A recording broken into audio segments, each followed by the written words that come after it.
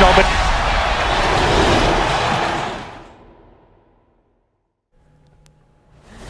Happy Monday, everybody. Welcome to The Hook on Woodward Sports Network, Detroit's all-digital sports network, live from MyBookie Studios. It is Monday, June 28th. We are getting just a little bit closer to the 4th of July. Fireworks everywhere. I can't even wait.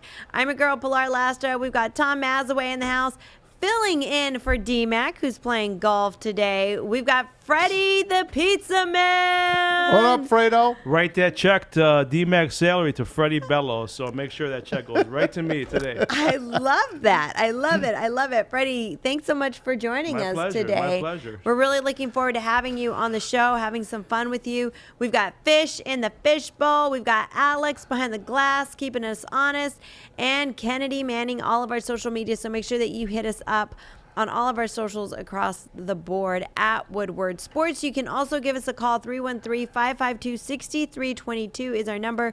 Don't forget, in the second hour, right around 4 o'clock, we will be doing our $25,000 kick for crypto promo. So today, our qualifier is also going to be given a Coast Portland knife. So you have to be a new qualifier. Or a headlamp. Their choice. Really? Yeah. Well, my promo card only says a Coast Portland knife. Well, then that's all you. If that's all you want to give away, that's all you can give. I mean, I'm happy to give away whatever. But Tom Mazaway, I don't want to become a Maz giver. No, where you're not. I say you can get this and you don't. Headlamp you or a get knife. That. Yep, headlamp or a knife. All right, so just for calling in. Just for calling in and qualifying to have a shot at winning $25,000 in cryptocurrency. So make sure you write down that number, 313-552-6322. And we have some tickets for Thursday's Rocket Mortgage Classic, too. Oh, we do. We do. Still? For Wow, Thursday's you're like Rocket Santa Mortgage Claus. Classic. VIP, parking, the works. Let's hope the rain holds out, man. We're supposed to be getting a lot of rain all week, so. Can't be worse than last Man, weekend. It can't, yeah. Can't be. I'm a firm believer, guys, don't even say that. Don't even say that, because every single time somebody says, this can't be worse. It can't be worse than this. It can't be worse than that. Somehow the universe shows you that it can always be Mother worse. Nature, she's a toughie. Don't say that. I know. Guys, make sure that you are also downloading our app. You can get it in the Apple Store and on Android. All right, Tom Mazaway, let's kick off the show with your sports update. All right, my pleasure. Brought to you, as always, by our studio sponsor, mybookie.ag, mybookie.com, whatever you prefer. If you're going to bet on sports and you're going to do it online, MyBookie is the place. Don't forget, use Woodward. That's your promo code. If you use it, they're going to match your first deposit halfway up to $1,000. Tigers start a 3-game series in Cleveland tonight. Their house of horrors lately. Matt Manning getting the ball again. Eli Morgan goes for the Tribe. Indians lead the season series so far 7-3. They'll first pitch at 7:10. Tigers beat the Astros yesterday on a 10th inning squeeze. It was beautiful by A.J. Hinch. Hard somewhere. He bunts it. Badu on the charge. He is safe. And the Tigers win it on a suicide squeeze. Wow.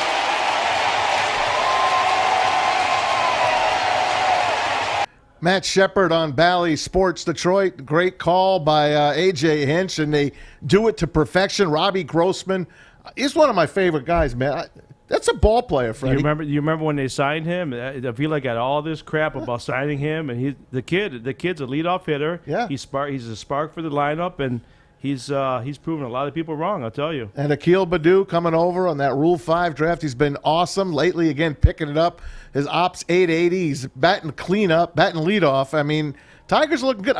I'm digging this team. Not only that, they split the 4-game set with Houston. They should have won the doubleheader on Saturday. Could have took 3 out of 4 against the Astros, and they're a pretty damn good team, man. And Carlos Correa, every time he comes up, him and Jose Altuve, beautiful booing from the 13,000 people that were there. And that's been the max so far, going down to the stadium. People aren't going down yet, man. I know those floods and everything, but there's different ways to get down to the park. But the weather's been kind of. This was a perfect weekend. Well, yes, but it was almost like After you were Friday throwing night. it to chance, yeah, right? but what happens is school lets out, and then people go on their first vacation. Right. Once July 4th is done, then you'll start seeing more fans. I hope so, because I don't even think they've had 13,000 yet. Just 12,500, 12,600. It's sit wherever the hell you want right now with Comerica, which isn't bad. I kind of like it that way. Yeah, I mean, Tigers moved up. They moved up to third, by the way. They are third, 34 and 44 right now. They're still 11 games back, first place. But who cares? By the way, speaking of the Indians, you might want to turn away. You won't now because I just told you that. But Josh Naylor, right fielder for the Indians yesterday, and he gets a collision with the second baseman yesterday, going for a pop-up. But then he comes down and his foot gets caught in the grass, and it's almost Dak Prescott-esque. Josh Naylor. Michael Jack Schmidt. Popped up, shallow right. Naylor, look out! He is down in a heap, and he is hurt. Goodness. Oh, no. Oh, that's awful. That is a really bad injury. Oh, man. Kid, a good play. Oh, my goodness. Here you come. Yeah, he's having a good year. He's trying to get out of the way. Nobody really Watch, called right here for it. is where Looked you like he see got it. a knee on He gets stuck right there. No! There That was it right there. Sorry, folks. Had to show it to you anyway. NHL Stanley Cup Final starts tonight in Tampa. Lightning and the Canadiens. Tampa Bay, the defending champs. Montreal, the last team from Canada to win the Cup back in '93. Puck drop on NBC Sports Network and CBC, of course, at 8 o'clock. And you're going to tune in later. I've got the open for you, voiced by the great Doc Emmerich. You're not going to want to miss it. NBA Western Conference Finals. Game 5 from Phoenix tonight. Suns up 3-1. They're trying to close out the Clippers, reach the NBA Finals for the first time since 1993. See how it correlates with the NHL Stanley Cup? Canadians in for the first time since 93. Suns try to make it for the first time since 93. They'll tip it up at 9. Last night, Bucks beat the Hawks 113-102. They're up 2-1 now. Trae Young went down with an ankle injury in the third. Inbounding, trying to stay inbounds. His foot gets tangled up. Not tangled up, but he steps on the referee's foot. And it's a bad sprain. He missed the fourth quarter. Matter of fact, Chris Middleton, 38 points, 11 rebounds. Middleton outscored the Hawks by himself in the fourth, 20-17. And the Hawks cannot win without Trae Young. He's getting an MRI on his ankle today. Nothing new, but Mr. Big Shot's getting his shot. Our very own Chauncey Billups, named the new head coach of the Portland Trail Blazers. He gets a 5-year deal. College World Series tonight. The national championship starts in Omaha. Best of 3. Of course, it's an all-SEC matchup. Vanderbilt, the defending champions, against Mississippi State. And let's take you back on this day in sports, 1988. I got back-to-backers with Mike Tyson. This one is against Michael Spinks in Atlantic City. Right before they left the dressing room, Mike Tyson punched a hole in the wall of the Trump Plaza dressing room. Michael Spinks caught wind of it and basically crapped his pants. Opponents have complained that Tyson rocks them with elbows along the ropes in close. You see the tactics used by Michael Spinks now. He's throwing his jab, but he has to keep those hands extremely high. Watch for the uppercuts, too. Tyson landed a left hand in close quarters. And now Cappuccino goes to work again. Tyson not afraid, as we expected, and Spinks ready to mix it up with him. Tyson along the ropes doing damage. Michael Spinks has to keep moving because every shot. Uppercut landed inside, and Spinks went down. It was the left uppercut. I was ordering pizza as this fight before it started. The pizza just got to the apartment right when this happened. And he's down again and in serious trouble. And he ain't getting up. Did you tell him to send the pizza back? We still ate it. We still ate it. Michael Spinks lost that fight before he even got in the ring. Yeah. Freddie, I remember. You watched it? Back in the day, the 80s, man, Mike Tyson, that was must-watch. 10, 11 o'clock at night. We had a group of people, and it was Farmington Hills with my buddy's apartment, and there was nothing like Mike Tyson stepping into the ring. Could you imagine him today with the Twitter and Facebook world? And he was an incredible fighter, man. He really was. You'll never really see. I'll never see anything like that again. He was something. He was like boxing was boxing. He was a flash, man. He came up, and you thought no one was ever going to beat this guy. And the other day I played a cut when he was saying, "I'm going to eat his heart. I'm going to eat his children." Talking about Lennox Lewis. This one, everyone remembers. I was up north at a friend's house. We go to the bar because there was nothing to do up there. I had to get to the bar to watch this fight. Pay-per-view, Evander Holyfield, who I loved, and I was rooting hard for him, against Mike Tyson. This is a quick cut, but I know you remember this from 1997.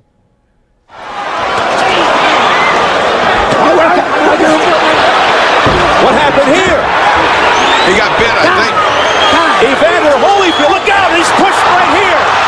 He bit his ear and spit it out in the ring. Mills Lane picked it up. Yes, the mangled ear of Evander Holyfield on this day in 1997.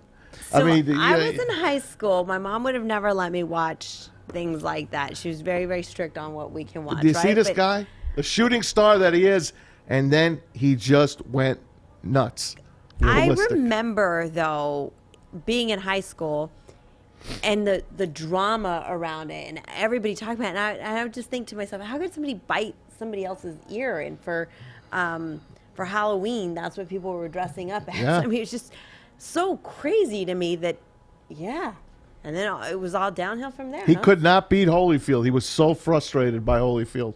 Holyfield had a great chin, chiseled physique, terrific boxer, and a heart of like no one had Evander Holyfield's heart in that ring. And there's players in sports that you always talk about. You'd like to see them in this area. Who's better? Who's one? For me, one would be, and we'll never have this debate. It will never happen, obviously. But I would love to see Mike Tyson versus Muhammad Ali. Oh man, because yeah. I personally think Mike Tyson would have beat him. No, I think Mike Tyson would have beat him. Think so? Only thing is, George Foreman was Tyson. Tyson was shorter than obviously. Foreman was Tyson. Yeah. And he made Foreman punch himself out. He would have done the same with Tyson. Yeah.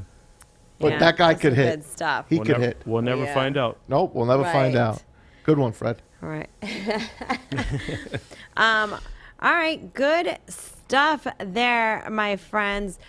When we come back, it is going to be time for us to get to the big hook. And you know what, my friends?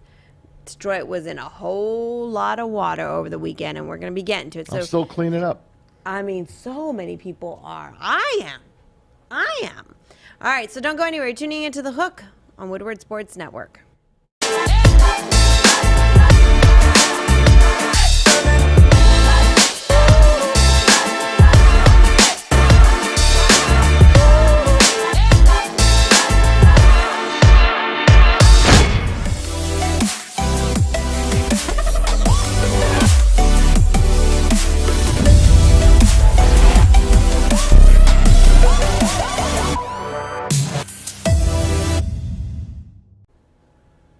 Start a new career in an industry that is always essential, the heating and cooling industry. Learn more today by visiting northwesterntech.edu.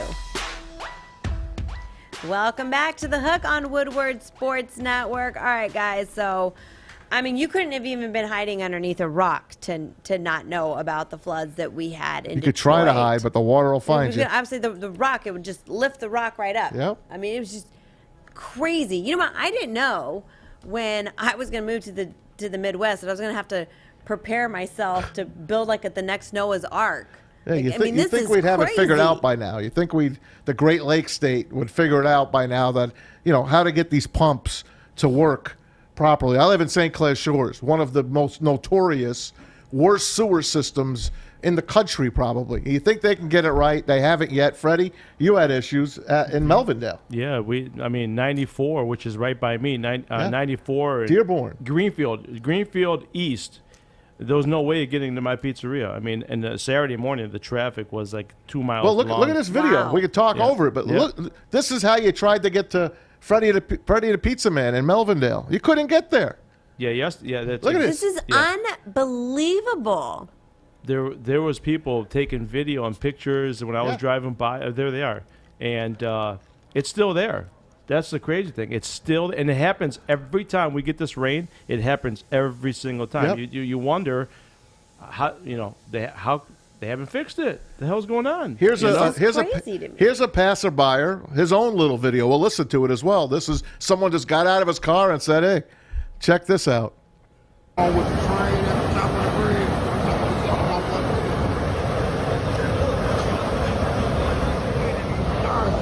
Look at the truck. Cars under the Now, I was window. told some people were taking their cars and purposely abandoning them in that water to get insurance money. So I don't think I think if you're going to call the insurance, I don't think insurance can do anything. I think they're going to say, okay, just send us your bills and we'll write you a check. I don't think they can do anything. It's unbelievable. And I got a picture on Saturday morning, and I live in St. Clair Shores. So a couple of towns down, you got Grosse Pointe. You got all the Grosse Pointes. At the end of the Grosse Pointe, then it starts Detroit, right at Alta Road. Past Alta Road is the Chrysler Jefferson plant. Yep. Jefferson North, where they make all the Jeeps.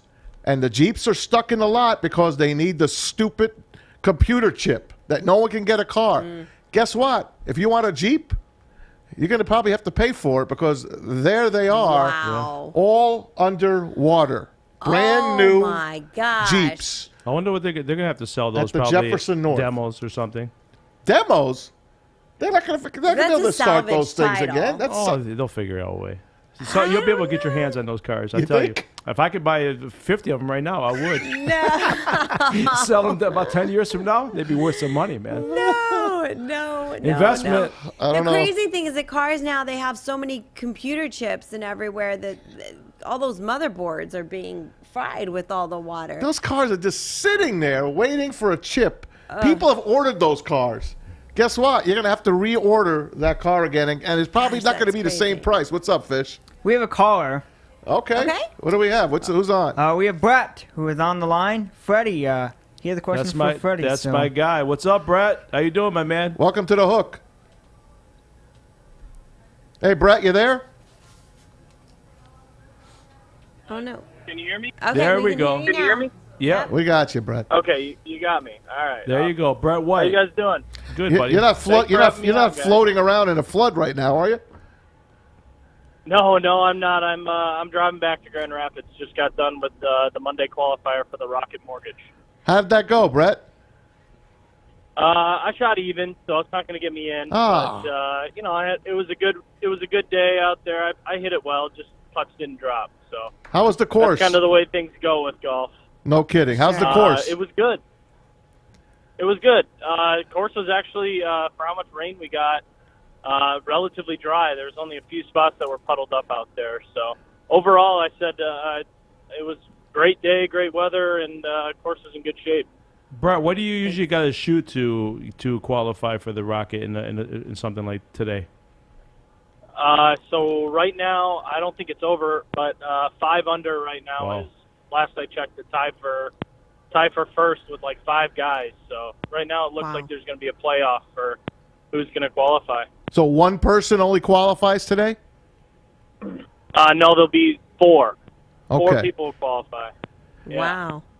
So people Any- don't know, this is my guy, Brett White. I got to meet Brett about a month ago. He's a pro golfer, and he's got a great story. He's just trying to get his name out there.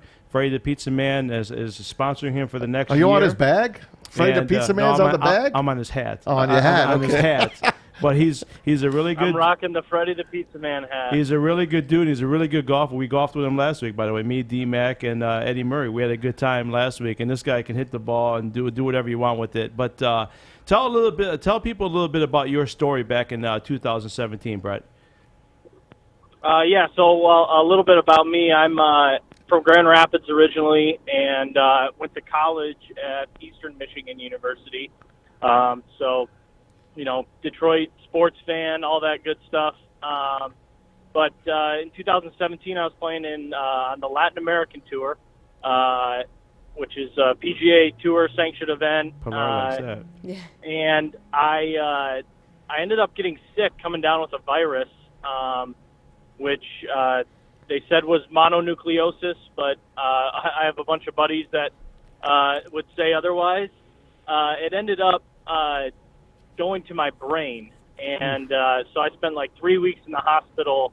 I lost a lot of my coordination. I had a speech impediment, and my memory was really bad. And anyway, so I spent a couple weeks in the hospital. I spent a couple weeks inpatient over on the west side at Mary Free Bed. And to kind of make a long story short, I worked really hard, did did 7 hours of physical therapy every day for 9 weeks, and I'm here standing in front of you today. I won the Michigan Open last year. Yep. Congrats! I won the 2019 Nevada State Open, and so it was a heck of a journey, and it's not over with yet. So I'm still looking to make the jump to the next level. But, I'm blessed to be here, that's for sure. That's awesome, wow, Brett. That's a great comeback. I mean, great. He's a young guy, 28 years old. I mean, think about it. I mean, a pro golfer. You're 28 years old. You're kind of right in the middle of like taking the next step and figuring out what's and then you get sick. And what's your future plans, Brett? I mean, what's your next 5 years look like for you? What are you thinking about? Oh, 5 years, man. That's so up in the air. But I can tell you what I got for the rest of my season. I have coming up. I play on the All Pro Tour, which is a professional golf tour that's in the South Central United States, and so I'm playing there in Texarkana. I'm going to play the Texas State Open. I am going to play 2 more events on the All-Pro Tour, and then I'm looking forward to Q School here, Korn Ferry Q School in the fall. And, a good couple of weeks there, and, your whole life can change. So I'm just gearing up for the fall like most of these other pro golfers do when they don't have, when they're not already there at the Korn Ferry level. So, but, yeah, 5 years, shoot, who knows? Could be watching me at the Rocket Mortgage, hopefully. That's a good plan. I like that. We appreciate the call, and Brett, we wish you the best. Stay healthy, and keep eating that Freddie the Pizza because it'll work. That pizza works. It'll guarantee to get you healthy. And keep us up to date on anything rolling that in you're dough, in. Literally. That's right, rolling in dough. Yeah, I will. All right. Yep. If you guys, anybody listening wants to follow me on Instagram, it's Brett White Golf, BRETT. WHITE golf, and I'm also on Twitter as well. If you go to Freddie's Twitter, you'll see me posted all over there. Awesome. Yeah, well, thanks so much. We'll get you some follows, Brett. Yes. Yeah, perfect. Make sure you follow us here at Woodward Sports as well. Woodward Absolutely, Sports Network and The Hook on Woodward Sports. So thanks, Brett. Thanks for calling in, man. And make sure you follow him on Twitter. I mean, what a great story. It's at Brett White Golf. And we're looking forward to seeing great things out of him. He's a really good guy. Thanks for the call, man. Really good guy. Yeah. How did you come in contact with him? You guys were just golfing? He came in for a slice. Just from Twitter. He followed me on Twitter, and I reached out to him and started talking. I said, what will it take for me to get my head on your head? And we just started a conversation. That's no great. way. That's awesome. Yeah. So, Fish, what's up? We have a second caller. Okay. Oh, all right. We have Pete, who's on the line, who has a great question to ask the panel. And something about the floods that happened on Friday. Sure. Okay. What's up, Pete? Hi, guys. How's it going? Hi, Pilar. Hi, Freddie the Pizza Man. Hi, Maz. What's up, bud? Okay. My wife was a nurse over at St. John Hospital. It took her over a half hour just to park. So the parking lot was flooded. She had to park on a side street. That's crazy. It was unbelievable. She goes, Pete, her car didn't float away, almost had to take a canoe into work. It was crazy. It's so great. So growing up in Texas, he was laughing at his wife had to park on the side street. That's terrible. That a way to look out for Rose, Pete. That a boy. That's right. Okay. Now I have a question about Verlander. Yeah, sure. Would you accept him coming back? I would for a limited contract. Oh yeah, we'll find out. We're going to find out. Stipulations on it. He's got his Tommy John surgery, recovering, getting that elbow ready. Then he's got to start pitching again and see how he feels, and then he'll be a free agent for the first time in his career. So he said he wouldn't mind finishing his career here, obviously, because we asked, obviously. But years ago when he left here, he said the same thing when he left here. He said, "I'd love to. I'm a Tiger." I like him to mentor those young pitchers. Heck yeah. I would like that quite a bit. I don't think so. I think those young pitchers are going to be mentoring him. I wouldn't want him back. Thanks for the call, Pete. I personally, okay, thank you. I personally wouldn't. Thanks, Pete. I personally wouldn't want him back. Nothing against him, but couple of those players at the end of that run took a little shots at the fans. Verlander was one of them. If you don't want to support, don't want to back up the team, don't find another team. And V-Mart and those guys, I don't forget that stuff, man. So I know you don't. For me, great pitcher, but I wouldn't want him back. Fish, do we have another caller? Yeah, we got callers off the hook today. We have a third caller. Yeah, we're gonna probably take a break first. Yeah. Break? All right, that's All fine. right, we're gonna take a quick break, but when we come back, we're gonna get to your calls. So And the good, bad, and ugly coming up. 313-552-6322, and that is right. We're also gonna be getting to the good, the bad, and the ugly. My ugly was terrible. I mean, my ugly did make me cry, y'all. So stick around. You're tuning into the Hook on Woodward Sports Network. Hi, I'm David Hall from Hall Financial. With historically low interest rates and 5-star service, you could pay your mortgage off faster without increasing your monthly payment. Get started now at 248-308-5000 or chat with us online. Call hallfirst.com. Morning, Art. Good morning, DMac.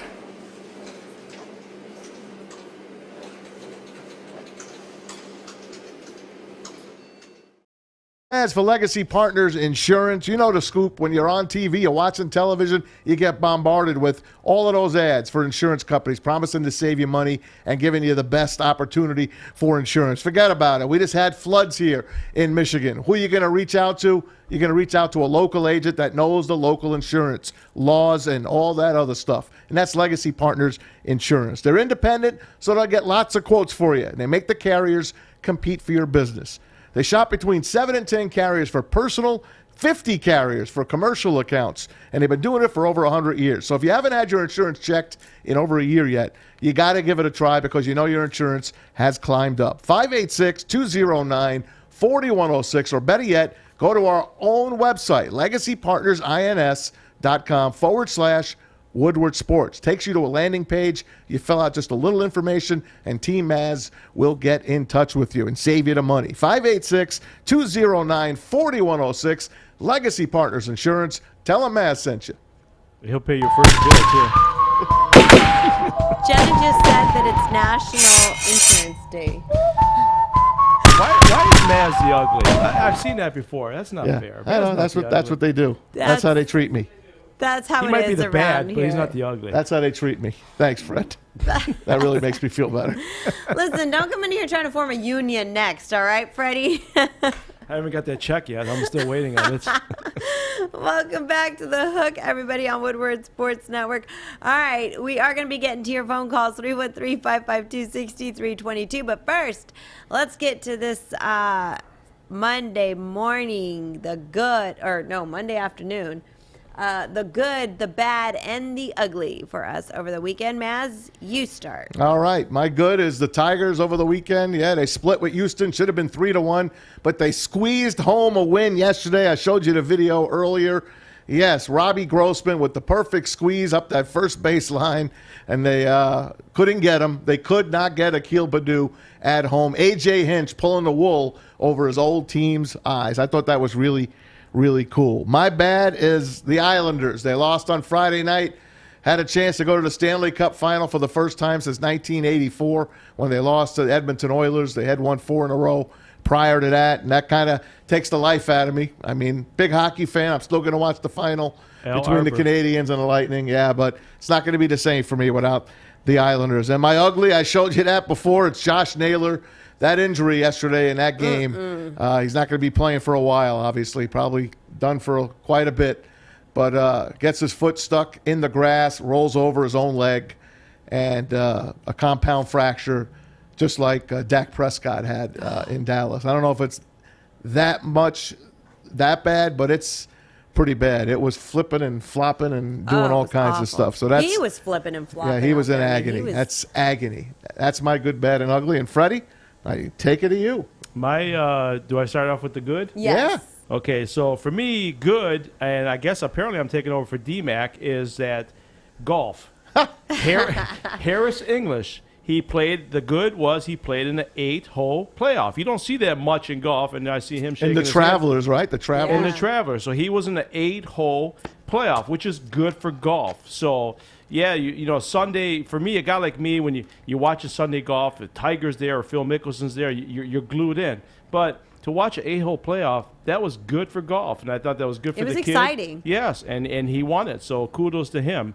The bad is probably going to piss Maz off. Well, it's the truth. The Garrett Cole signed for like $400 million, and he got scorched this weekend by the Red Sox, gave up 3 home runs. He signed for all that money, and now they're taking away the glue from his whatever that is, the glue away from his hands. Yeah, the spider tack. Spider tack. Yeah. And the ugly for me is the ugly side of sports. How does a guy like David DeCastro get cut by the Pittsburgh Steelers? To me, he's a surefire Hall of Famer when his time is called, and the Pittsburgh Steelers cut him. So what have you done for me lately? Exactly. Yep. That's what this league is. And, well, someone's going to sign him. And the Lions drafted Riley Reif over to David DeCastro. Yes. Just want to bring that up. So. Well, Riley Reif at least was still in the NFL. Usually when we draft over someone, they're out within a week or two. Yeah. At least Riley Reif hung in there and improved in Minnesota.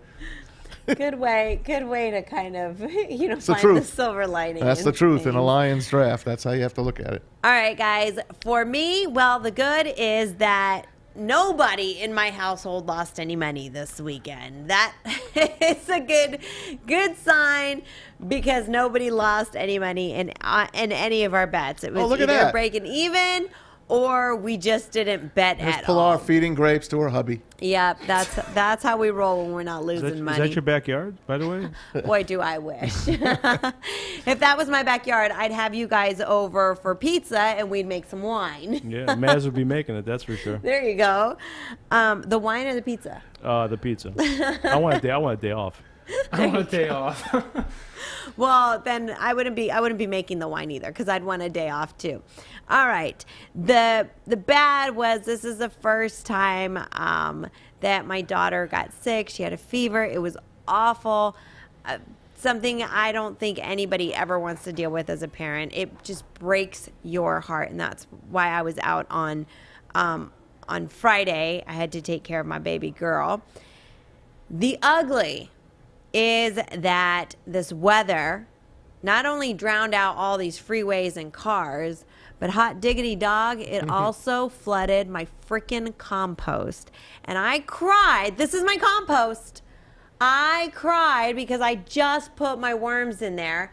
And they drowned. I think my worms drowned.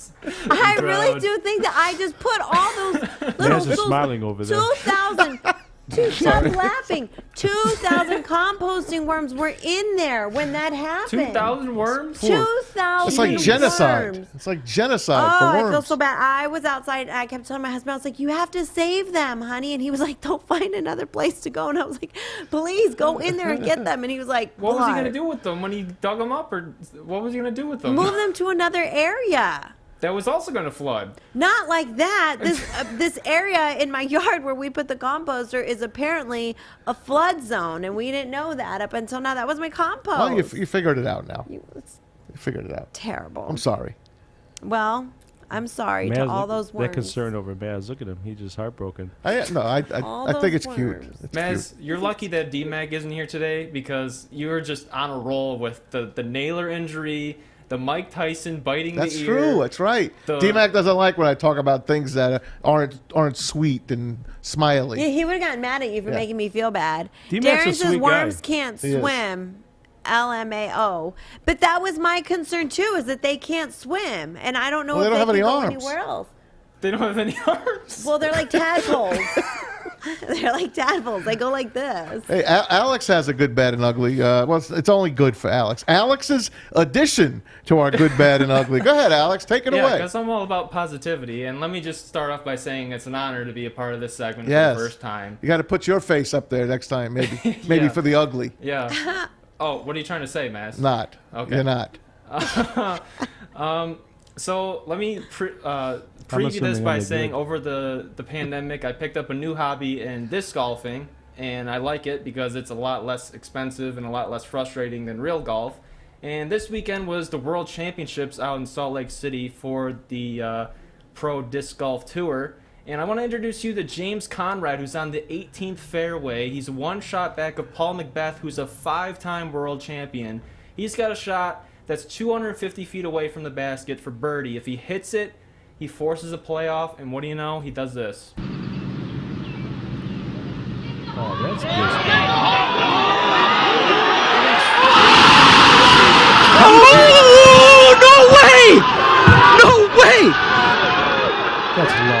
That's not skill. That's luck. Right? You hear There's no Freddie? way That's not skill, he said. That's that luck. was skill. That's and got to be he- luck. And a lot of luck. He forced the playoff, and they went to the 16th hole on the island green, and Macbeth threw it in the water, and he birdied, and he went on to win. Wow. But get this. Guess what the purse is for the world championship of pro disc golf? Wait, hold on. Let us guess. Freddie, what do you think? $10,000. 5 cents. 5 cents? Fish, do you follow this sport? Not as much as Alex, apparently. But do you follow it at all? Not I didn't really. even know the sport existed. Oh, I knew it existed. You didn't know it existed? No, No. I knew it existed. They have tournaments all over the world. They have clips I see. I don't follow it hardcore. I follow it a little bit. But Okay. I at least know it existed. I'll guess $500. $500? Yeah. What about you, Pilar? Freddie said 10,000. 10,000. I'm gonna say. I'm gonna go There was a lot of extreme people. then. There was a lot of 10 million people then. there. There was a lot Yeah, of people. I'm gonna say $1 million. $10 billion. $1 million? No. It was actually $16,500. Freddie! Whoa! There was a Freddie lot of came people in there. close. I was gonna say 25,000, but I don't know. But he also gets probably a lot of endorsements from that. He's already sponsored by And free frisbees, Disc too, Craft right? already. He'll get free frisbees out of the deal? Oh, I'm sure. Yeah, Yeah, sure. I feel like he'd get an endorsement through Nerf or something. About But that's not a Nerf. Lucky Charms. That's not a 'cause that Nerf was frisbee. luck. It's a real frisbee. Hey, speaking of Nerf, Freddie, Charms, 'cause here's a that quiz was for luck. Freddie. Who invented the Nerf football? Oh, man. I heard you bring that up one time, too. And It was an old football player. yeah. You brought that up one It's time. an old kicker. Oh, Really? Tom Dempsey. No. Close. He looks like him. Played for the Vikings. Oh, Gary Anderson? Fred Cox. Oh, yeah. Fred Cox, I the never heard old of Fred Vikings kicker from the 70s, invented the Nerf football. I used to love the Nerf football. Isn't that something? It's still around today, man. Yeah. Fred just kicked the bucket a couple of years ago or a year ago, so he was still I making could throw a money. Nerf football 100 yards back in my heyday of 6th and 7th grade. They make them pretty cool And you now. didn't want to become a pro. No, because then I Quarterback held after the that? actual size football and I could barely grip it, and I Big threw it difference. about 20 yards instead. Big difference. All right, Fish, we got more callers? Yeah, just one more as of now. We have Kevin who wants to talk to everyone about sports. All right, Kevin. That's pretty broad there, but Is okay. this the famous Kevin that got regifted? This is Kevin. No. he Wait, didn't get- yeah, there's so many This is a Kevins. different Kevin. This is a different Kevin. This is Kevin the- from Muskegon. This is not our the- first ever caller, Kevin. Kevin, welcome to the Hook. Hey, what's up? I'm glad you're back, Clark. Aw, thanks. It's great to be back. Yeah. My question really is for Freddie. I got a couple of them. First off, My first I don't question know ever. how you see Mike Tyson beating Muhammad Ali. First, there's no intimidation factor with Ali. Second, Ali's longer, faster, Well, I did say that. quicker. And I don't know about quicker, but I did. He's I got did, a great jab. I did say Tyson was shorter. Obviously, we'll never see that, but I mean, I never saw Ali fight, and obviously he's got the height, but Tyson was quick, and he had a mean instinct to him that you can't put a price on that. That was just something I would love every to time see. he fought anybody with that Skill. wasn't afraid of him, Yes. he did. You know, he wound up. That's a great losing. call, Kev. Yeah. That's a great And thing. also, Freddie, I got a question I though. would love to see it. You're the pizza guy. You're the pizza man. Yep. So, all right, goat cheese is the most underrated cheese on pizza ever, right? Well, I could tell you, you'll be shocked. 41 years of making pizza, I've never had goat cheese on a pizza. So I couldn't even tell you. Oh what my goat- gosh, I couldn't even Freddie, tell you how what in goat the cheese tastes world, like. man? Good for you, Fred. Yeah. So is it that good? Not for me. I've had it, and it changed my life. Really? Wow. All right. Well, one day I'm going to try it just for you, buddy. All And right, if I Kev. put it on the menu, I'm going to call it the Kevin. Call it the Muskegon. All right, brother. The Muskegon. Good talking to you, buddy. And you Thanks might- for the call, Kevin. Well, you know how I eat my pizzas? No. Don't tell him. I know. It's going to be blasphemy. Take a wild It's guess. got to be extra healthy, right? there's like no sauce, no cheese. There's got to be like triple vegan cheese or something. It's homemade. Well, cheese is healthy. It's homemade bread with just like some veggies on it. That's her pizza. But it's going to be very homemade. She's got tomato. Well, that's on my with parents. a smashed tomato on She's it. got the tomato she grew I don't indoors. put cheese on mine. Cauliflower crust. I grew up. My mom would make pizza from the garden. So she would take, my dad would bring home dough. She would raise it in a pan, let it puff up, and then she would take everything from the garden, put it on top of a pizza. So I know with the people cheese or listening no cheese? With cheese. Oh, see, I don't put cheese on my pizza. Yeah, well, yeah. Every year for Lent, I give up cheese, so I get it. You know? Okay, but you know what? I tell people always think I'm so crazy. Maz thinks I'm nuts. Love That's pizza. a good thing to give up. That's a lot. It is. You're supposed to give up something that's Yeah. important. Why does Fish keep waving? By the way, He likes to wave. He likes to tell us when the lights are on, when the mics are off, and when people are calling. Only Fish I know that waved got whacked in The Godfather. That's right. Oh my gosh. Abe Vigoda. He lets us know when there's a call or there's something to say, so he's not just chiming in, and Sally we boy. make sure that we get him in. So you brought up a name, Fred Cox. Am I supposed to? We supposed to go to break now? No, go ahead. So you brought up a name, Fred Cox, right? So I want to stump Maz. You stumped me with a. Okay. So I want to bring up a couple sports names from this weekend. Okay. Okay. And I want to see if you were watching or not watching. Okay. So I have to put my glasses on for these. You look good with your glasses on. Yeah. Thank you, Maz. So the first name, Anthony Simonson. Of course, I know what that is. Who is that? He's a two-handed bowler, and he won a Thunder Bowl this past weekend. So you PBA. You did watch it. I know it. Yeah, of okay. course. So I was going to go to that. I actually had a pass to go to that. Darren Hill and I was supposed to go to that, as a matter of fact, a good buddy of mine. And just things didn't work out. The floods, and the kids had Tiger tickets, and we were going left and right, softball. That's why I didn't go. Okay, so that's 1 for 1. So then you know Kyle Troop. So I don't Kyle Troop, of course. Guppy Troop's son, wild hair. They love him in bowling. PBA. So Nelly Norda. Nelly Norda, you got me. I'll say LPGA. Yeah, she won. She won the PGA Championship this weekend. LPGA. She's ranked with that win. She's ranked number 1 in the world in the LPGA. I didn't watch it, but the name sounded familiar to me. So the last one, I'm going to give you 3 names. Okay. Well, I'm going to give you a couple of names. And do they play for the Tampa Bay Lightning, which are playing tonight? Okay. Or the Montreal Canadiens, or the Detroit Tigers? You got it. Okay. First name, Jason Foley. Jason Foley. He is he's with the Canadiens. He's a pitcher for the Detroit Tigers. Oh, never heard of him. Oh, come on. I was going to say, I feel like that's not a hockey name. But there's a lot of non-hockey names that play for them. I figured he was trying to trick me. That's why I went to you Canadiens. were overthinking Oh, I'm it. going to trick you. Overthinking it. Jake Allen. Jake Allen? Yeah. Canadiens.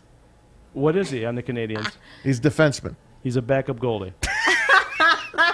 But that's a good guess. Thank you. He is the water boy. And this one, Jamel Smith. I'm probably saying his name wrong. Jamel Smith. Tigers. Montreal. Lightning.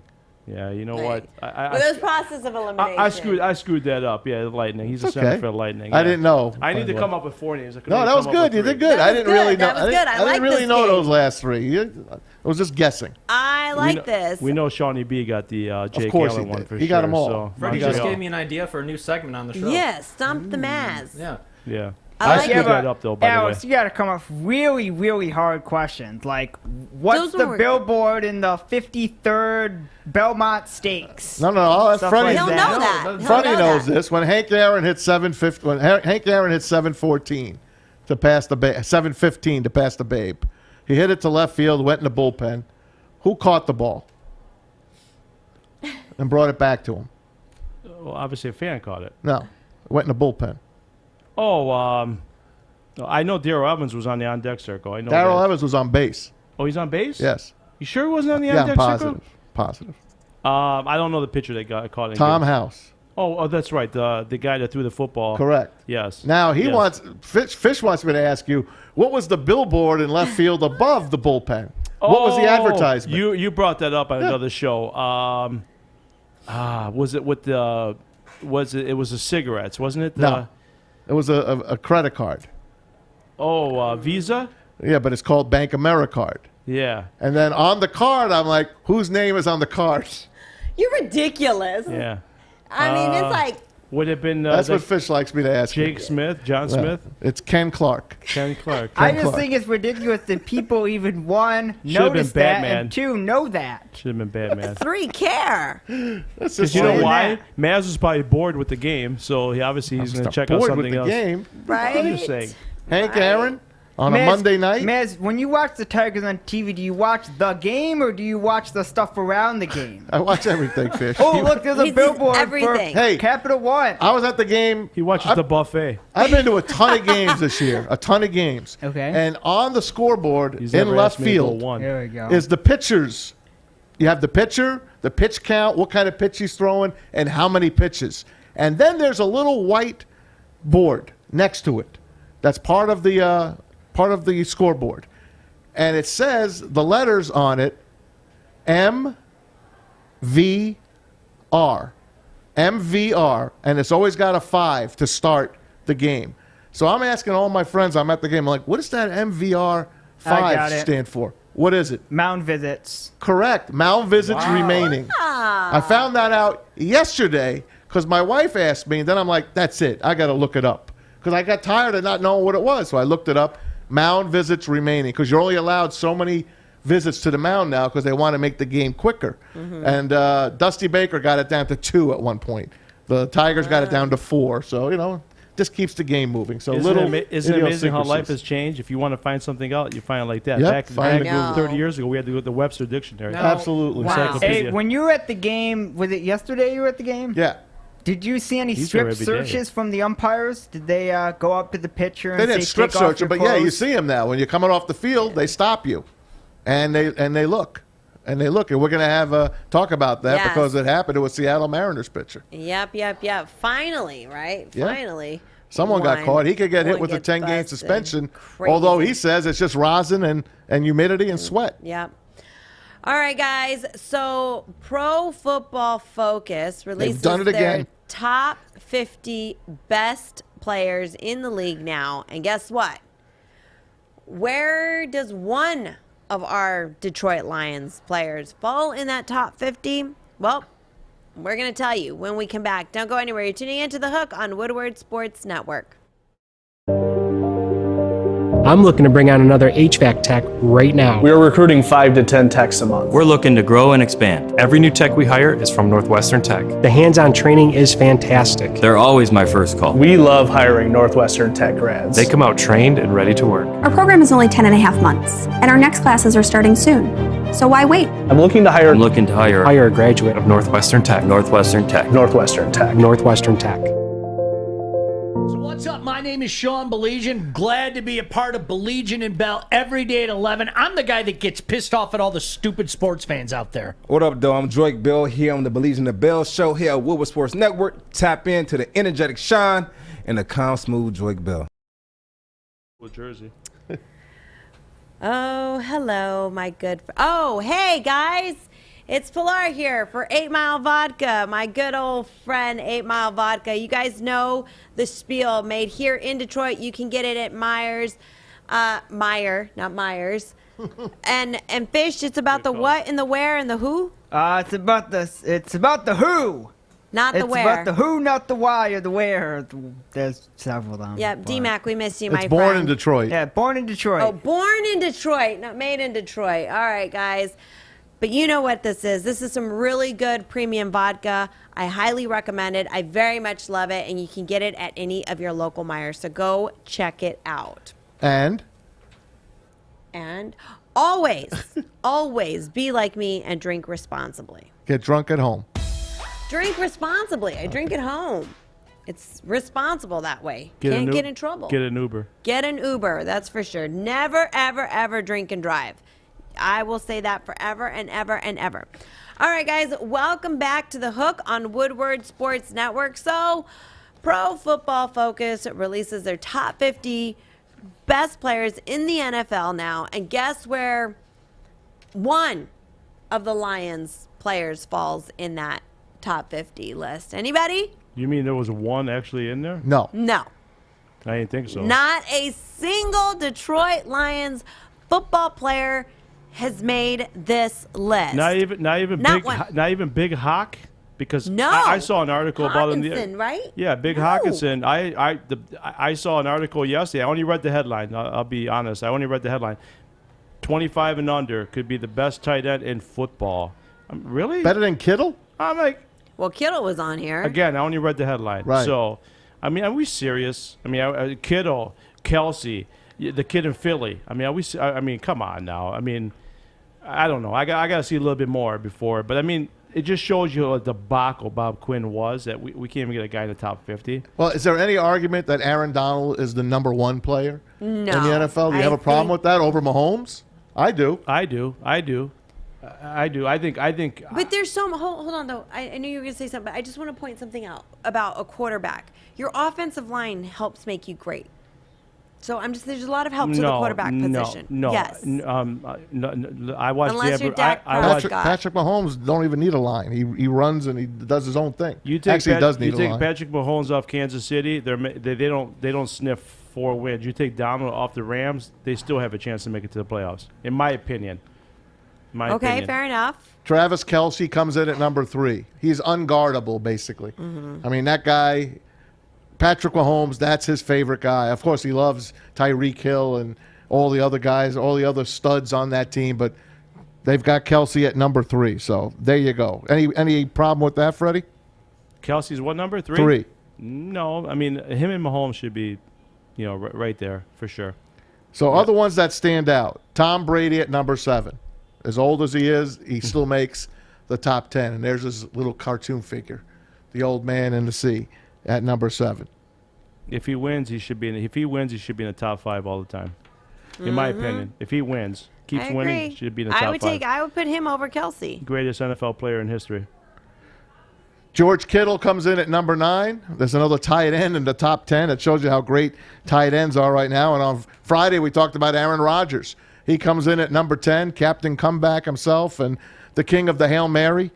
We all know about him, Aaron Rodgers. We're going to talk about that because Freddie's got a spot where Aaron Rodgers, he thinks he's going to play. What do you think Aaron Rodgers is going to play this year? Aaron Rodgers should be top 4, top 5. I don't get it. I mean, listen, I know Detroit fans, they can't stand Aaron Rodgers. Just get over it. I mean, I love him. If he played for the Lions, you'd love the guy. So, to me, I love watching sports for greatness. That's who I am. I love watching great teams. I love watching great players. I love watching great coaches. Why I loved Bill Parcells. That was, I know it wasn't New York, but that was my guy because he was great. Aaron Rodgers to me should be in the top 5. But Maz, you asked me where I think where he could land. You said you got a secret spot for him. I got a great spot for him. You remember now, it's got to be a win-win for both teams. So I don't want it to be where it's all this team makes out and Green Bay doesn't. I think the perfect spot for him is Arizona Cardinals. Whoa. Cliff Kingsbury is on the hot seat. They don't make the playoffs this year. I believe he's on the hot seat. I know Kyler Murray. He's got all the buzz. He's a great player. But I think Aaron Rodgers with Cliff Kingsbury, all that talent around him, I think that would be the perfect spot for him. You send Kyler Murray to Green Bay. It's a perfect spot for him. You kidding? Wait a second. No, hold on. Now, what did the wide receiver Devontae Adams and a lot of the players say? If Aaron leaves, we leave, right? Yeah. They bring back Kyler Murray. I don't think those players are going to revolt on Green Bay. I think they're going to be happy with that. You think Arizona would trade that young kid for a one-shot deal? I think they would. I really do. I think Kyler Murray is a really good quarterback, but ultimately it all comes down to he's 5'8". He's 5'8". And he hasn't proven he can win. Aaron Rodgers has. I think that would be a perfect spot for him. Wow. Something no one's talked about. But, again, it has to be a win-win for both teams. So Devontae Adams said, I'm leaving Green Bay if Aaron Rodgers leaves, right? So what do you do when you're at Green Bay? You got to bring back somebody. It ain't going to be Deshaun Watson anymore, right? So it's gonna. I think it's a perfect spot for him. Arizona and Aaron Rodgers, great spot, man. Yeah, I wouldn't see that happening. I mean, this is Kyler Murray's final year in his non-negotiable rookie deal, so I don't see him see him going anywhere, at least not now. Next year, they're going to have to pay him to keep him. But if they don't win, they're going to fire that coach, I believe. Doesn't he have one more year after this? No, this year. Under the his rookie? Yeah? Final year of his rookie deal. That was quick. I know. Don't you have 5 years? Don't you have 5 years? I think after year 4 is when you. I think year 3 or 4 is when you start getting. Yeah, next year is where they'd have to sign him. I see where you're going with it, and it does. I'm trying to, like, initially I was like, no, absolutely not. And I'm trying to. And we talked off there. Miami could be the other team because Tua Tagovailoa could go back to Green Bay. But they don't want Tua.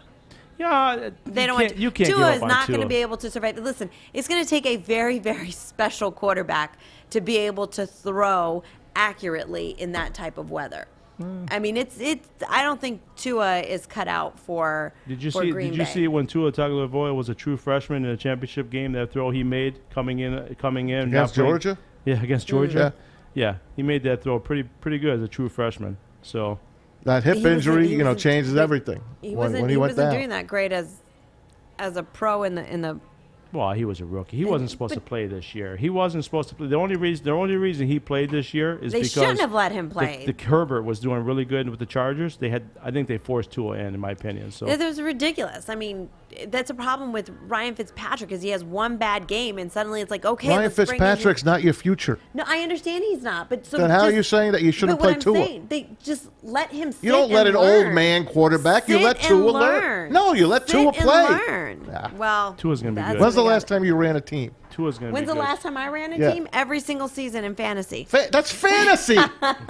This is Tua. You got to let Tua play. They're not going to win the Super Bowl now. You let him play. You let him learn. I understand that, but let him learn a little bit more. I Who's going to teach him? They were going to put him. A guy that's been on 12 teams is going to teach him. Well, he already taught him everything he possibly could teach him. Trust me, Tua would have been a Houston Texan if the asshole Deshaun Watson didn't do what he did. That deal would have been done. That was done. Deshaun Watson would have been a Dolphin, and Tua would have been in Houston. Tua go to Houston because right now that's kind of where Tua needs to be in a team that he can grow with and not have this huge, massive spotlight. And I would like to see talent like Deshaun Watson go to a different team. Not now because of all the trouble that he's in. The funny thing is you bring up Tua the way you bring up Tua. A lot of fans bring up Tua the way you do right now. They're down on him. But I don't get it is last year going into the season, he was the number one sure thing quarterback going into the draft. No one knew about Joe Burrow. Before the hip. No one knew about Joe Burrow. No one knew about Joe Burrow. He was with Ohio State. He was a 4-string quarterback. He goes to LSU. He has his career year. Tua gets hurt. Now everybody's down on Tua. I personally don't get it, but I think Tua's going to be a great quarterback. I personally was not big on Tua.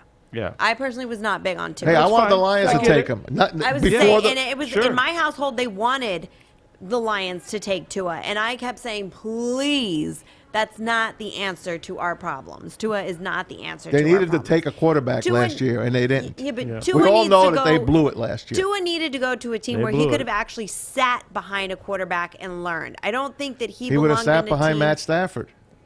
He would have sat behind Stafford. Well, I think that my problem would have been that they would have tried to play him here. No, they wouldn't have. They would have sat up. They would have had him. Those idiots couldn't get out of their own way. I'm not big on Tua. I'm not big on Tua. Stafford called the shots when he was here. That's for sure. Whatever goes. I think going back to what you were saying with Aaron Rodgers going to Arizona, I think it would make things interesting. That's they're ready for sure. to win too. For sure. I mean, they just got J.J. Watt. They've got DeAndre Hopkins. They certainly do have playmakers there to make this happen. And I feel that it would certainly be enticing to Aaron Rodgers, which is what he needs. It's something that's enticing. Yeah. Do I think it would actually happen? Nah, I don't see them letting go of Kyler Murray. So, but that's some good food. It's interesting, Freddie. Very good food. It's interesting. I like it. Hey, I had Rodgers going to the Raiders. I mean, I thought that would have been a great spot for him. Then the more you read about it, they love who they have. They love Derek Carr. I mean, I don't get it personally, but the guy's numbers don't lie. When he's in there, they kind of win, and his numbers are really good. Yeah. But I just don't. I mean, I'd rather have Aaron Rodgers than Derek Carr. Gruden's a run-first guy. I can't see Aaron Rodgers playing for him. I didn't see it either. I just thought it was a great spot for him. Yeah. I don't like that. I think he should go to Denver. That's where I'd like to see Well, by him. Friday, he's got to know. Did you know that, Freddie? Yeah. By Friday, Yeah. if he says, I'm out, he don't play 2021, he can't he opt keeps back in. $20 million, but he can't opt back in. He's not going. So if we don't hear by Friday We'll something on Aaron know. Rodgers, we're going to know. We'll something. know His soon legacy's enough. on the line. He's We not thought it sitting was out going to a be year. June 2nd, but apparently not. It's now. Apparently now it's what, July 2nd? It's Friday, will whatever- be? whatever date July that is. 2nd, 3rd, 4th. Yep. Yes, July 2nd. I'm on the count to the July 4th fireworks. That's- Aaron Rodgers can fill in for me on this show once in a while. So, I'm filling in for DMac. Yeah. By the way, Detroit fireworks look at tonight. that. The Detroit fireworks are tonight. Those are still a thing? They're still a thing. They're shooting them from Metro Beach this time, actually. Yeah? Metro Beach, but it's the Metro Detroit. Beach, is that just like Who pays in that any of bill? the flooded freeways? Yeah. Because that's like a beach right now. It is, Did but- you see the one, Woodward Sports on our Instagram had it up where somebody was diving off of their car? Oh, into the yeah. water? Such idiots. Come on, There was a guy guys. with a jet ski. Come on, guys. That had to be fake. Had to be St. Clair Shores. That had to be fake. He said it had to be St. Clair Shores. Yeah, probably Grosse was. Pointe Woods got hit pretty bad. Yeah, there was people in Grosse Everywhere Pointe. got They were canoeing on their block. Canoeing. My worms got hit bad, Your guys. worms are dead. They drowned. Yeah. Your Ken worms Cal are pulled done. his boat out. You killed Don't them. be so aggressive. There it is. Killed them. Mother Nature did. I wanted my husband to go in there and Yeah. save Look them at and that. transplant them. So That's just this a is thing of beauty. insane. Well, you know what? Maybe they had to go check on their Look at loved that. ones. There he is. That's Grosse Pointe. They had to go check on their loved ones. That's crazy to me. Oh my gosh. You guys, please stay dry and stay safe because it looks like we've got more rain ahead My of us. neighbor across the street got 9 inches of rain. 9 inches in his basement. Everything is on the curb. The neighbors, we got a couple of inches. We had to pull up all the carpeting and try to dry it down. Thank God it's rainwater. It was not sewage. Ugh. And so that's huge. That's really good. My neighbors next to me, both sides, they got nothing. Wow. That's because Yeah, they're built up a little higher than me. We got You lucky. think I'd Our learned my lesson by basement now. was okay. All you USFL helmets were a little The high. USFL helmets were off the ground. Don't worry. All right, guys, when we come back, it is time for our promo, $25,000 kick for crypto promo, that is. So start giving us a call, 313-552-6322. Today, not only do you get qualified for our promo, but we will also give you a Coast Portland knife. So Or give us a headlamp. call. Or headlamp. But the headlamp is on Maz. Yeah, you take your choice. Yeah, that's on Tom Mazaway if they say So if you no, call but- in, you're getting one of those prizes just to begin with. Isn't that just to Isn't qualify? that a lantern? I mean, Yeah, we got lanterns. It's a We got lantern. headlamps. Oh, okay. Machetes. I'll do the demo later. My goodness. Is that For legal? DMac. Is that legal? I mean, Yeah, can it you is. give that away? We're in our own studios. Yeah, why not? All right, guys, so don't go anywhere. You're tuning into The Hook on Woodward Sports Network. Welcome to the newest Bridge Street Exchange, not only in downtown Fenton, now in the Somerset Collection. Located on the second level, south side, right next to Lululemon and Starbucks. This is where you can get all the hottest barware, or men's grooming products, or clothing, or, oh, that's what you meant. Don't forget they got some cool hats too, and it's a lot of great local Michigan-owned companies that you're supporting. And don't forget, all under $3. You're such a loser. But for real, take advantage. 15% off if you come in here. Tell Kevin that Woodward Sports sent you. Or stop!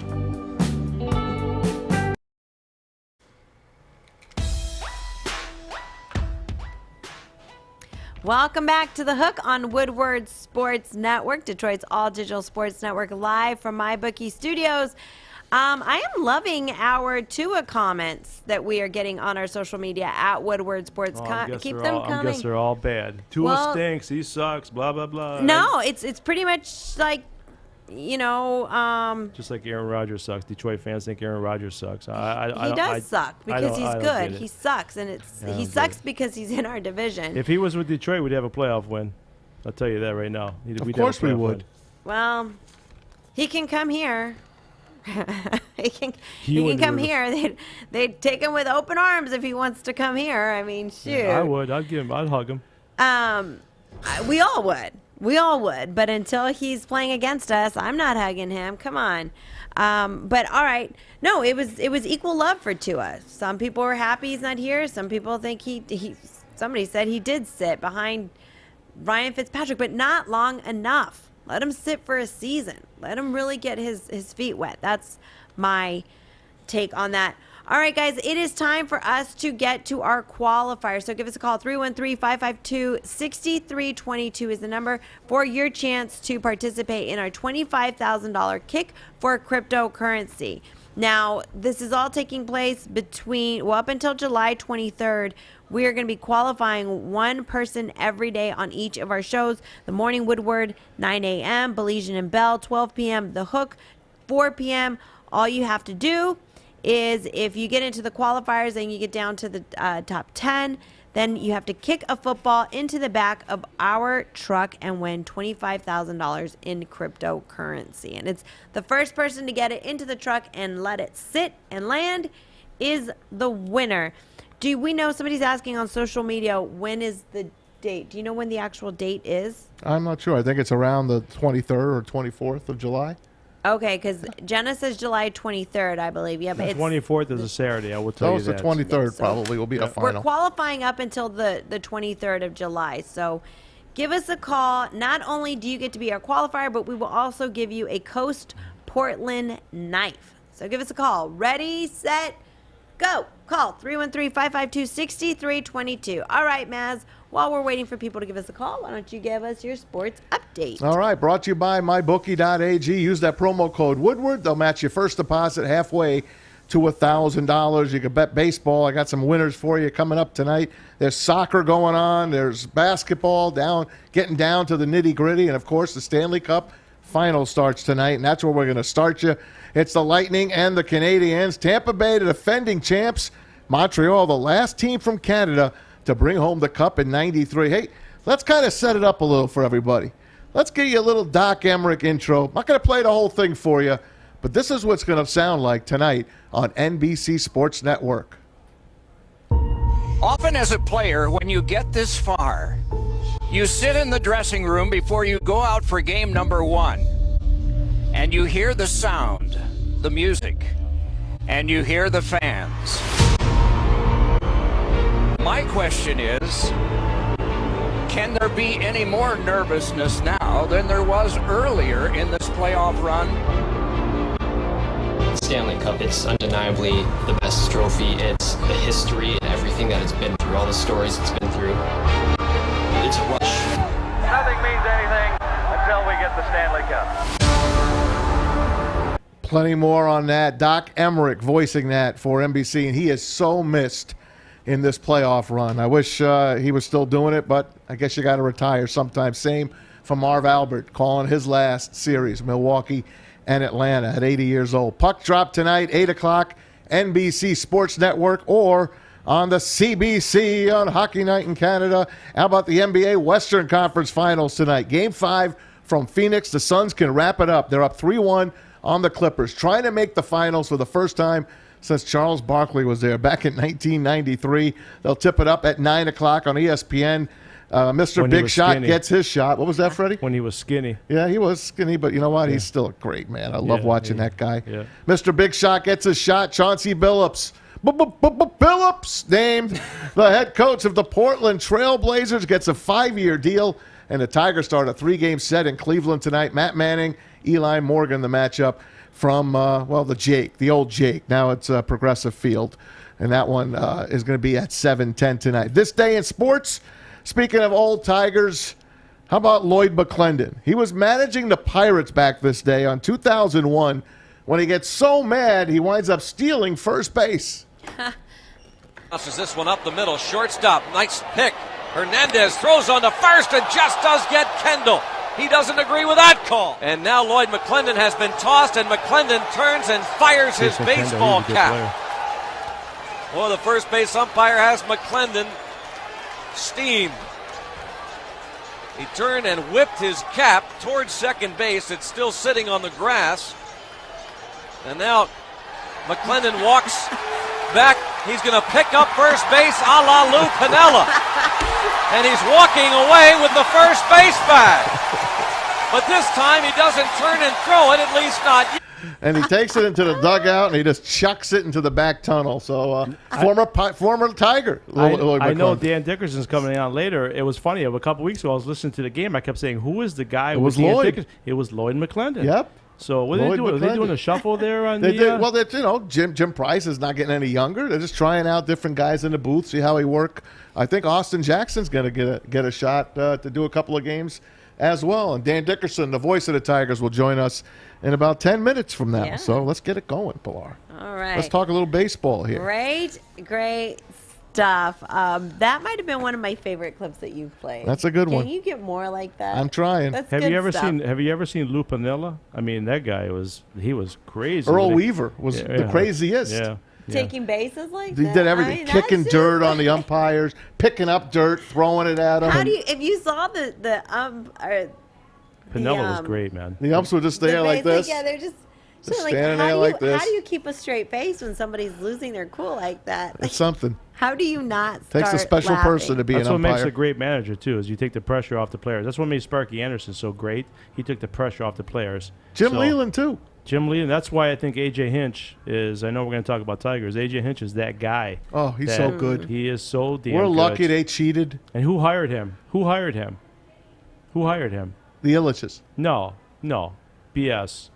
Al Avila hired him, right? Yes, I know. Doesn't Al Avila get credit for hiring Ron Gardenhire as well, too? Yes, he does. But All it was right, a little late, though. I know everybody. Al Avila sucks. A little blah, late. blah, blah. I know. A little late. We'll talk. We'll catch up. I know. Yeah. But a pitcher got caught with sticky stuff, and it was yesterday at the Seattle Mariners game. Hector Santiago, check it out. Hector Santiago getting tossed. Maybe there's something that can scrape the baseball and get extra movement, but it would appear that something was untoward in the glove of Hector Santiago, who can't believe it. We have our first culprit of the new system of checking pitchers. Hector Santiago has been thrown out of the ball Good game. pub for baseball. This is a good pub. That was Hector Santiago. He could get a 10-game suspension after that. And not only that, they looked at the glove. You heard the announcers.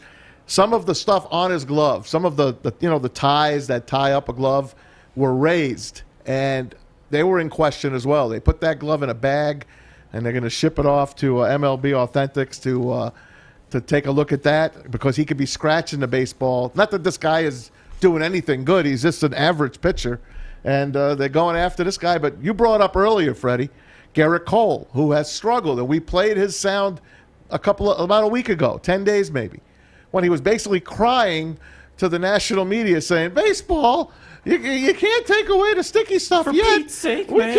can't. We have to know what we're doing.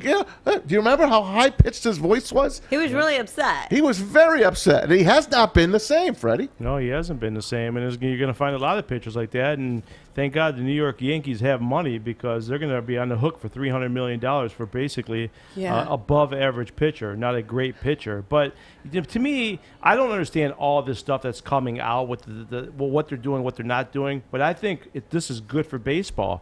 We're talking about baseball, and with NFL coming around the corner in college football, if you're still talking about baseball, that's a good thing for baseball. So bad pub or good pub is always good. I think it's good for baseball. So it'll all shake out. The good ones will rise, the average ones will fall. That's just the way it goes. Do you have any problems with pitchers, what they've been doing? No, because you basically, even I think Trevor Bauer said He did. If you wipe your head with sweat Right. and you grab a rosin bag, you're basically making your hand sticky, right? He showed us. He had the He ball showed like us. It was sticking on his hand. Exactly. I didn't see the video personally, but I just know from experience. If you just, even with me making pizza, I mean, my hands are wet just from gonna say that. humidity, and I'm touching flour all day long, especially on days like yesterday. My hands are completely sticky. I have to always like this every time. Really? Oh yeah, I can grab a baseball and probably throw a fork ball after making a pizza.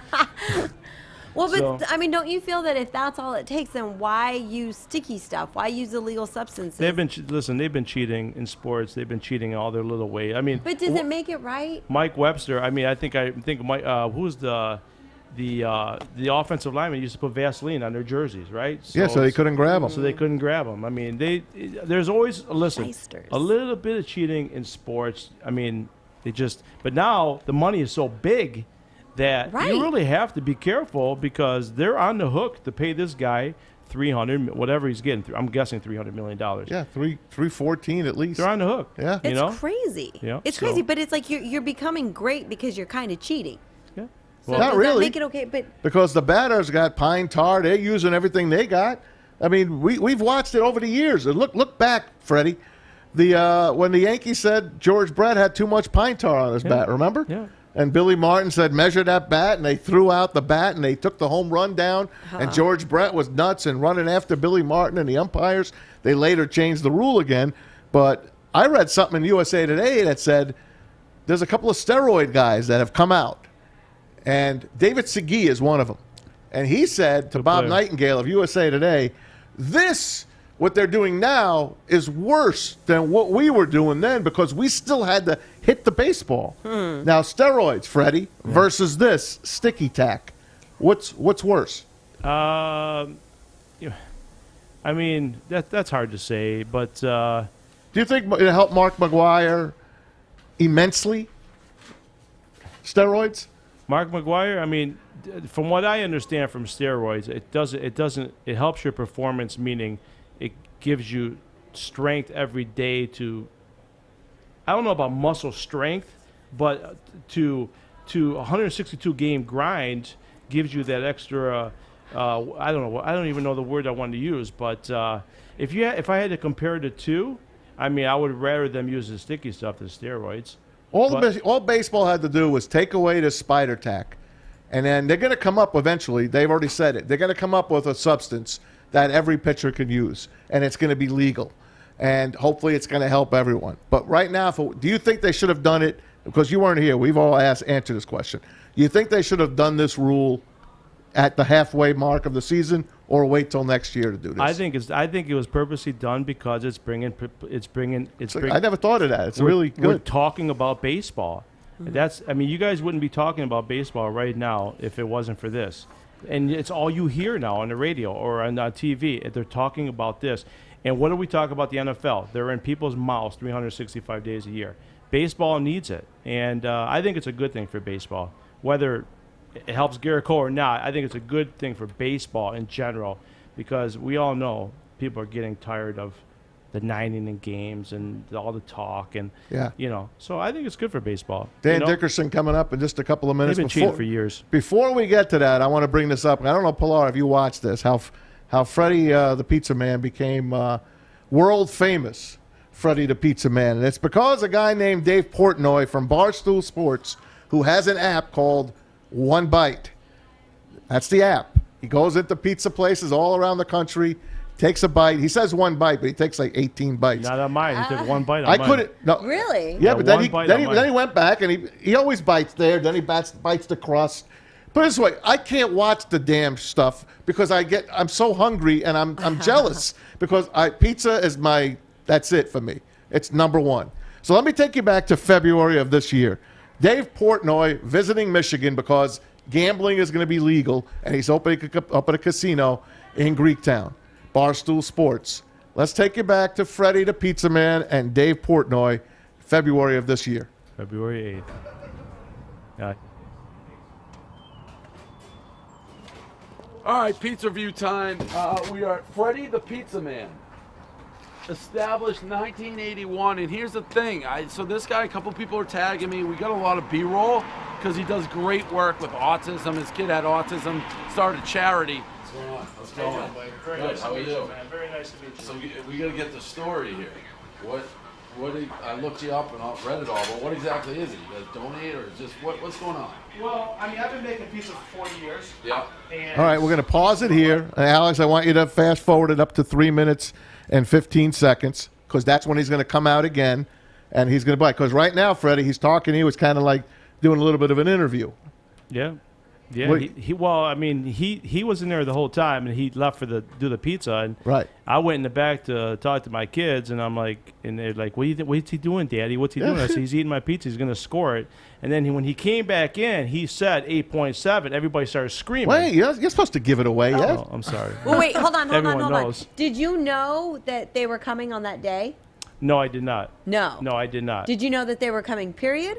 I did know he was coming. I didn't know he was coming. But, you didn't know what day, though. I didn't know what day. And the reason is because so many people tweet at him. And I tweet tell at Portnoy, you Yeah. got to go to Melvindale. You got to go to Melvindale. yeah. So that's why he said, hey, I'm at this place. It's Fredi the Pizza Man. And looking around, and let's take you back there, February 8th. Oh, you're saying if I give a good review, yeah, that we can overwhelm. I like that. That's dropping your pizza nuts on the table. One bite, everyone knows the rules. Now this. And let me tell you something. If we're just looking at that, oh, Barstool Sportsbook number I'm famous one. for doing that in boxes. Yeah. By the way. This guy's greasing me up. He always writes in boxes, This guy's greasing Freddie. me up like a show pony. Oh, that crispy set. Look at that.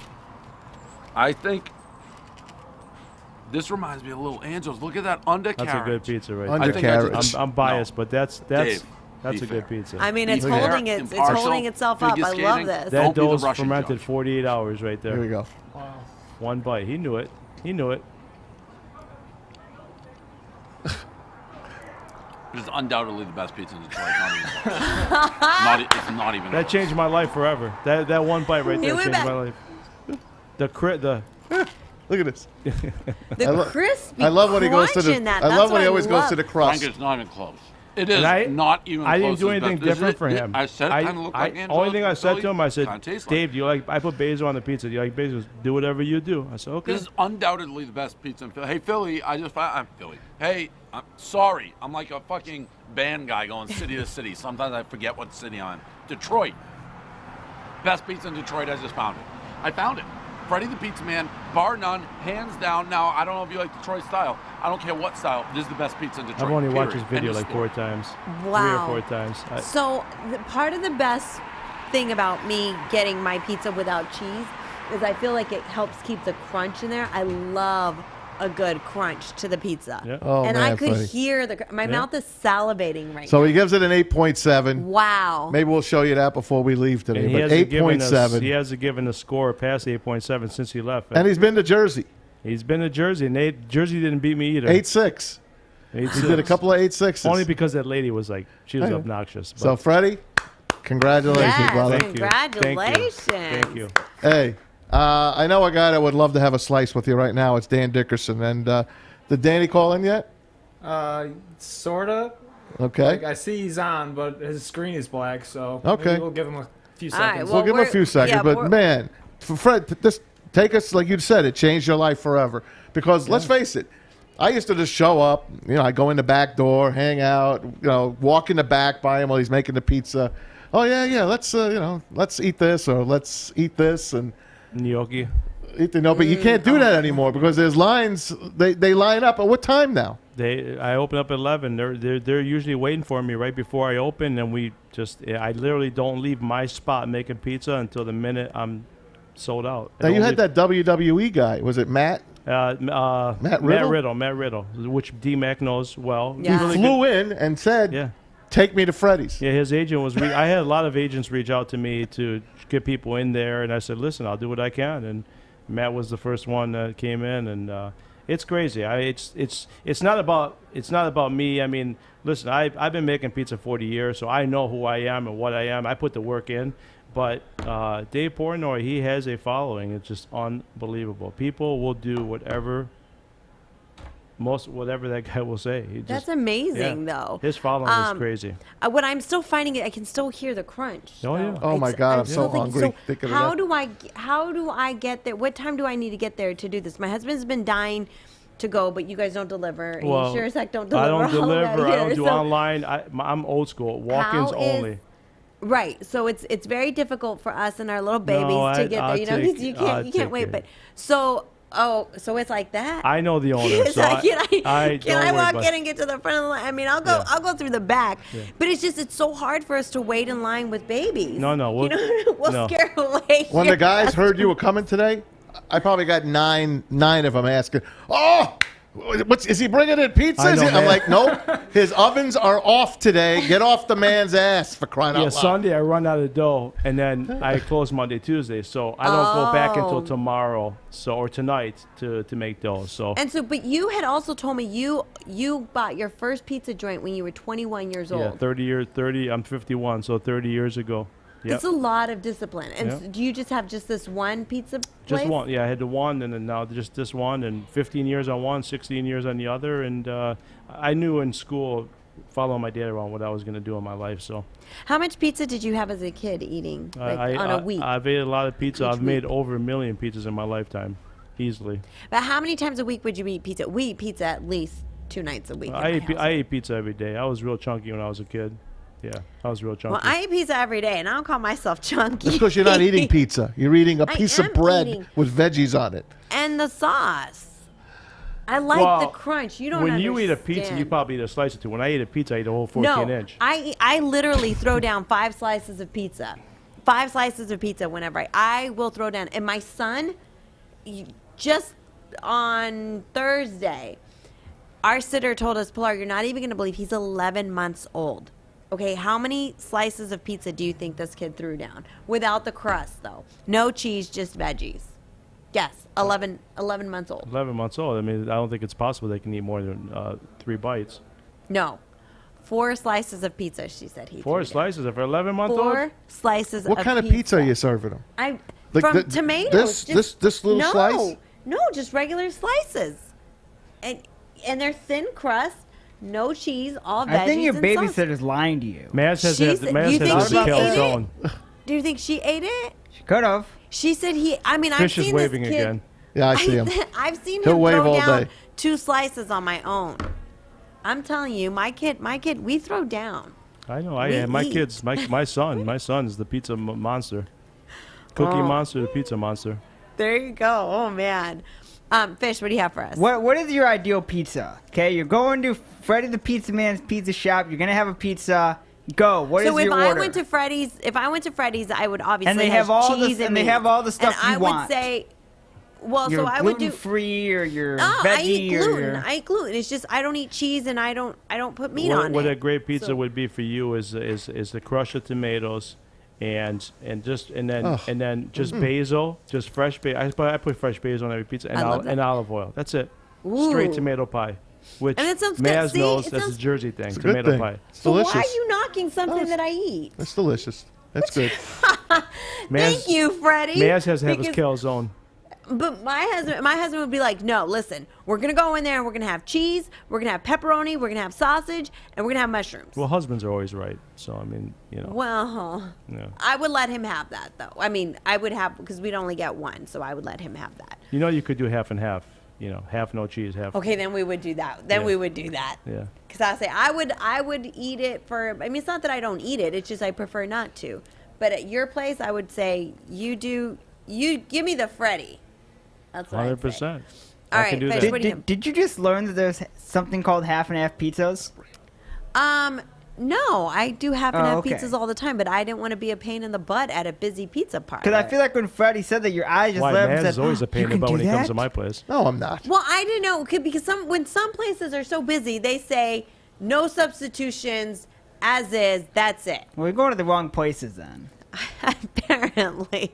All right, guys. When we come back, we're going to have Dan Dickerson joining us. So nobody go anywhere. I am starving. I don't know about you guys. Nobody go anywhere. Dan Dickerson is on with us here on The Hook when we come back. Welcome to the Call Sam Chopper Shop, where you can win a custom-built chopper while helping our veterans at the same time. Watch as the Bad Pig Custom team turns this bike into a one-of-a-kind classic chopper. And when it's finished, we'll be donating the bike to Volunteers of America Michigan to raffle off in support of our vets. A great cause to give back to those who've given so much. Watch for Call Sam Chopper Shop episodes on our social media channels and get your raffle ticket today at callsam.com/chopper shop. Ever since Corey's been wearing this LeBron James jersey around the network, it's been falling down a lot. And you know, really, that's it. Dan Campbell is going to be the man for the Lions. Don't you agree, Corey? I didn't even touch you.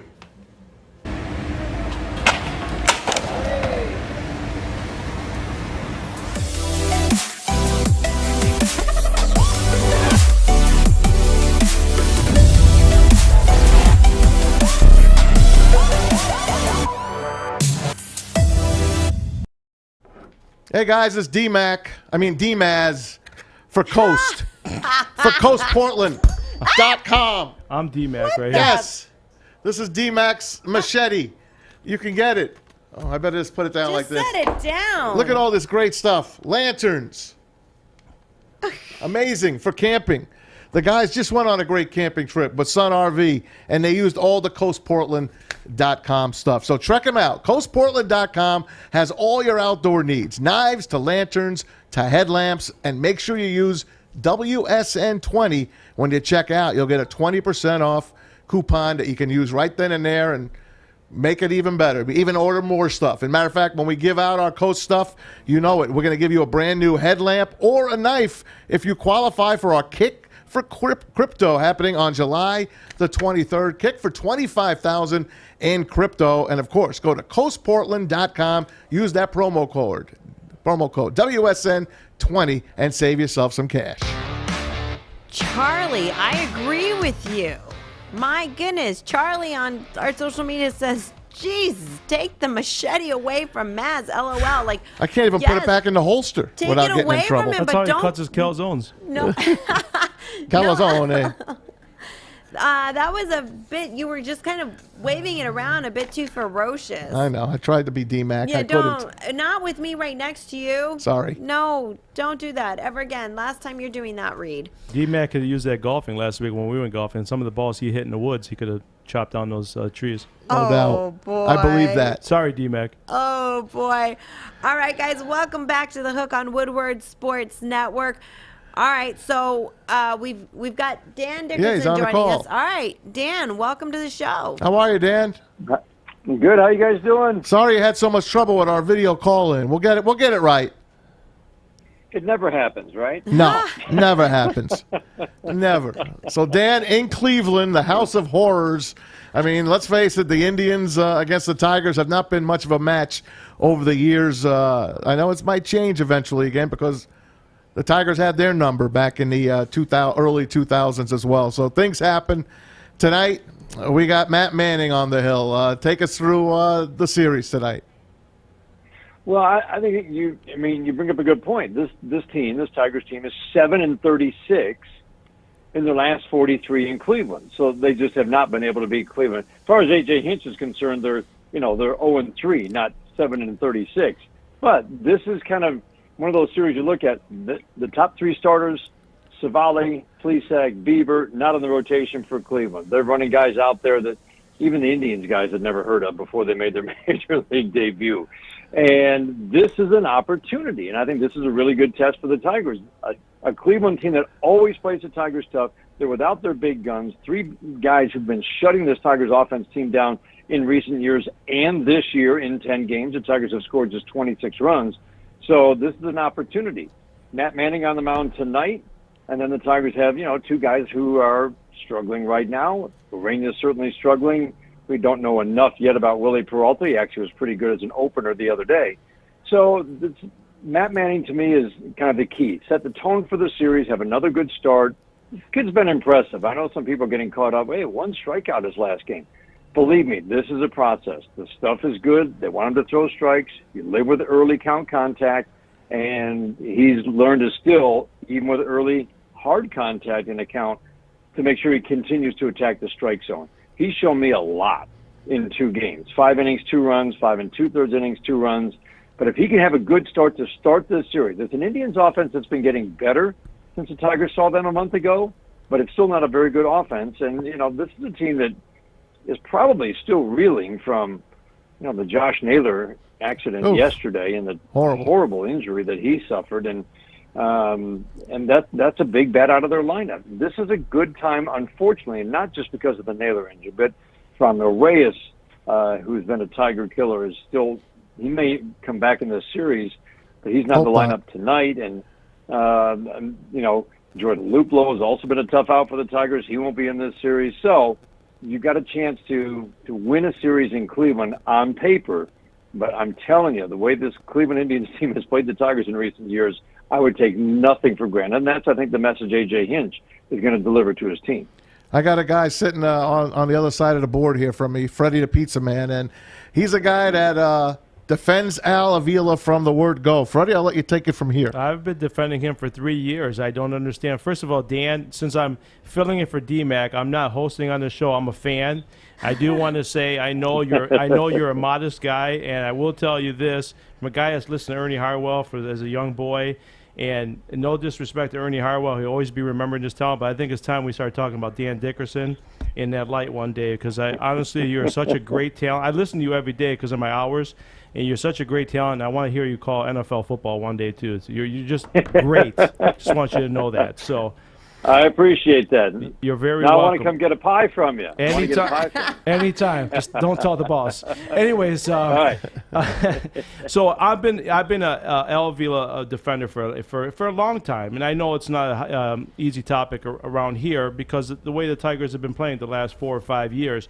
I just believe he inherited a high payroll, older veterans, a minor league system that just wasn't there, and when you're a general manager for a baseball team, you're not just taking care of one team. You're taking care of 4 other teams. Your AA, AAA, Single A, and rookie club. I thought he's done a really good job with bringing talent to the majors and into the minor leagues. There's we all hear the names Torkelson, Mize, Scoobo. There's a couple guys, Parker Meadows, Cody Clemens, Derek Hill. Well, Derek Hill was a Dombrowski guy, but I just think, and I know what your answer is probably going to be, obviously, Dan, but Al Avila's done a really good job given what he took over in 2015. I would agree. I mean, I was talking with Jim Callis today, who's been writing about prospects for a long, long time for Baseball America and now for MLB Pipeline. He said in all his years of doing this, going back to the mid-'80s, before these last few years, he'd ranked the Tigers farm system in the top 10 once. Yes. Once in 30-some years. So, and now they have been consistently, I think he's got him at number 2 right now. I'd say the national consensus is anywhere from 2 to 6 or 7. But still, what a change that is. And so they've infused, he talked about at the time, when he started the rebuild, and I always look at the J.D. Martinez trade kind of starting it, but certainly the Justin Verlander trade was kind of the beginning of the rebuild. We're going to cut payroll, we're going to restock the farm system, but also make it a sustainable farm system. In other words, there's going to be a pipeline of talent to the major leagues, and that's why, when you think about this year's draft, they might take a high school kid, even though he's quote-unquote farther away, which he will be. And you think, well, but our guys are close. We need people to join them. No, you want to have a sustainable farm system that can continue to feed the major leagues like, the Tampa Bay Rays, for instance. They're pretty good. They've done a pretty good job of doing that. So I think he's done a very good job. And the other thing that I want to point out is that it's important to not give up on a trade until you've finally made a determination of whether those kids in the trade are going to help you or not. We're here in Cleveland. I was thinking of the Carlos Carrasco trade when they got him from Philadelphia. It took a long time before people realized they had an ace in Carlos Carrasco. I'm going to say it was 4 or 5 years after that trade before he became the ace in the rotation. And now the Tigers, all of a sudden, you look at Daz Cameron and Jake Rogers and realize, you know what? Maybe that Verlander trade wasn't a complete wipeout. Yep. By the Houston Astros. That maybe, I know Franklin Perez is, he's no longer with the organization, but these 2 kids, Jake Rogers has settled things down unbelievably behind the plate with his defense. Daz Cameron is a completely different looking player than what we saw last fall. So just a reminder that even though people say, well, okay, he's restocked the farm system, but his trades have been terrible. Just wait and see how this all plays out with, just using the Justin Verlander trade as one example, see how some of these trades work out. Because right now, Daz Cameron and Jake Rogers are helping this team. I agree. And if Franklin Perez, you all root for a young kid like that, even if he goes elsewhere and he does well, you root for a kid like that. And that makes the trade even better, even though he's doing it for somebody else. But Al Avila deserves credit for hiring Ron Gardenhire, kind of stabilize the team a little bit, and then A.J. Hinch. I remember at the end of last year when the baseball season ended, Al Avila was interviewing a lot of guys, and you would read about why is he interviewing all these guys. He waited, he took his time, he interviewed a lot of guys, and they ended up hiring A.J. Hinch, which an old guy like me remembers when they hired Sparky Anderson in 1979, a guy that came from a winning culture, and he brought and young kids were coming through the minor league system. This whole situation, Dan, reminds me of 1979, 1980 when Sparky Anderson came in. Yeah, they got the best manager in the game. Yeah. I mean, bar none. Look at what he's doing with what he has. Look how he's adjusting his style of play and what he wants to do to the talent that he has. Look at that weekend series against the Astros. You want to know how far this team has come in the last 2 months from that stretch where they lost 18 of 21 to now a stretch where they've gone 25 and 20 in 45 games, and they just split 4 games with the Houston Astros, who'd won 20 of 24 coming in. I mean, that tells you how far they've come. He's using it to – doesn't have power, so he wants to create havoc on the base paths. Guys who aren't even that fast are running. They're going first to third. They're stealing bases. They're doing the safety squeeze. Yep. I mean, to me, it's a really enjoyable brand of baseball right now. But A.J. Hinch and this staff, and he's put together a heck of a staff, are really doing a nice job with what they have. And what I think they're showing is, hey, this is what we can do with what we have. And now we have certain needs that will have to be filled. And Chris Hillis has made it clear. He'll spend at the right time. And I think they're trying to make it clear that the time right now, or the time is now when it comes to, adding that big piece in the offseason. Radio voice of the Tigers, Dan Dickerson joins us live from Cleveland, playing a 3-game set with the Indians. Then they come home for a July 4th weekend, and they play the White Sox, who is a team that you really want to model your team after. Am I not correct on that, Dan? I mean, Houston and Chicago are the 2 best teams. Chicago's been a really tough matchup for the Tigers this year. Their pitching is just so good. I kept thinking that those injuries of 3 regulars, Robert, Jimenez, Madrigal, is going to catch up with them, and it does seem to have caught up with them offensively. But those guys come back, or if they can add a bat, that's a deep, talented team. And in a lot of ways, that's what you're kind of aiming for. I think the Tigers are, they're putting pieces together, but those are the 2 best teams I've seen this year. I mean, we were begging, I was at least, for can we ever get a catcher here? And then you get Jake Rogers and that Justin Verlander deal that you were talking about, and Daz Cameron comes over as well.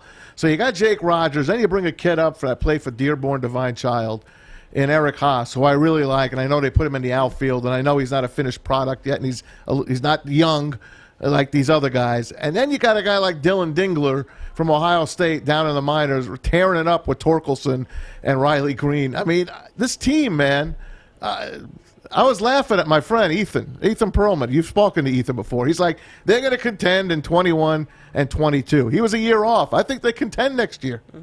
I agree. Well, I think there will be. I mean, I'm not sure where the win total ends up this year. The biggest thing is there going to be a certain mindset that A.J. Hinch wanted to create? He's creating it, and he's not going to evaluate this over the course of a year. He's going to evaluate at the end of the year. But I think he's pretty happy with how these guys have adopted a certain way of preparing for every single game. And when Scott Coolball kind of changed how he wanted to approach things in terms of teaching, specific lanes when you're at the plate and the terminology he was using in early May, look how different this offense has been. It's a lot of hard work that's gone into it.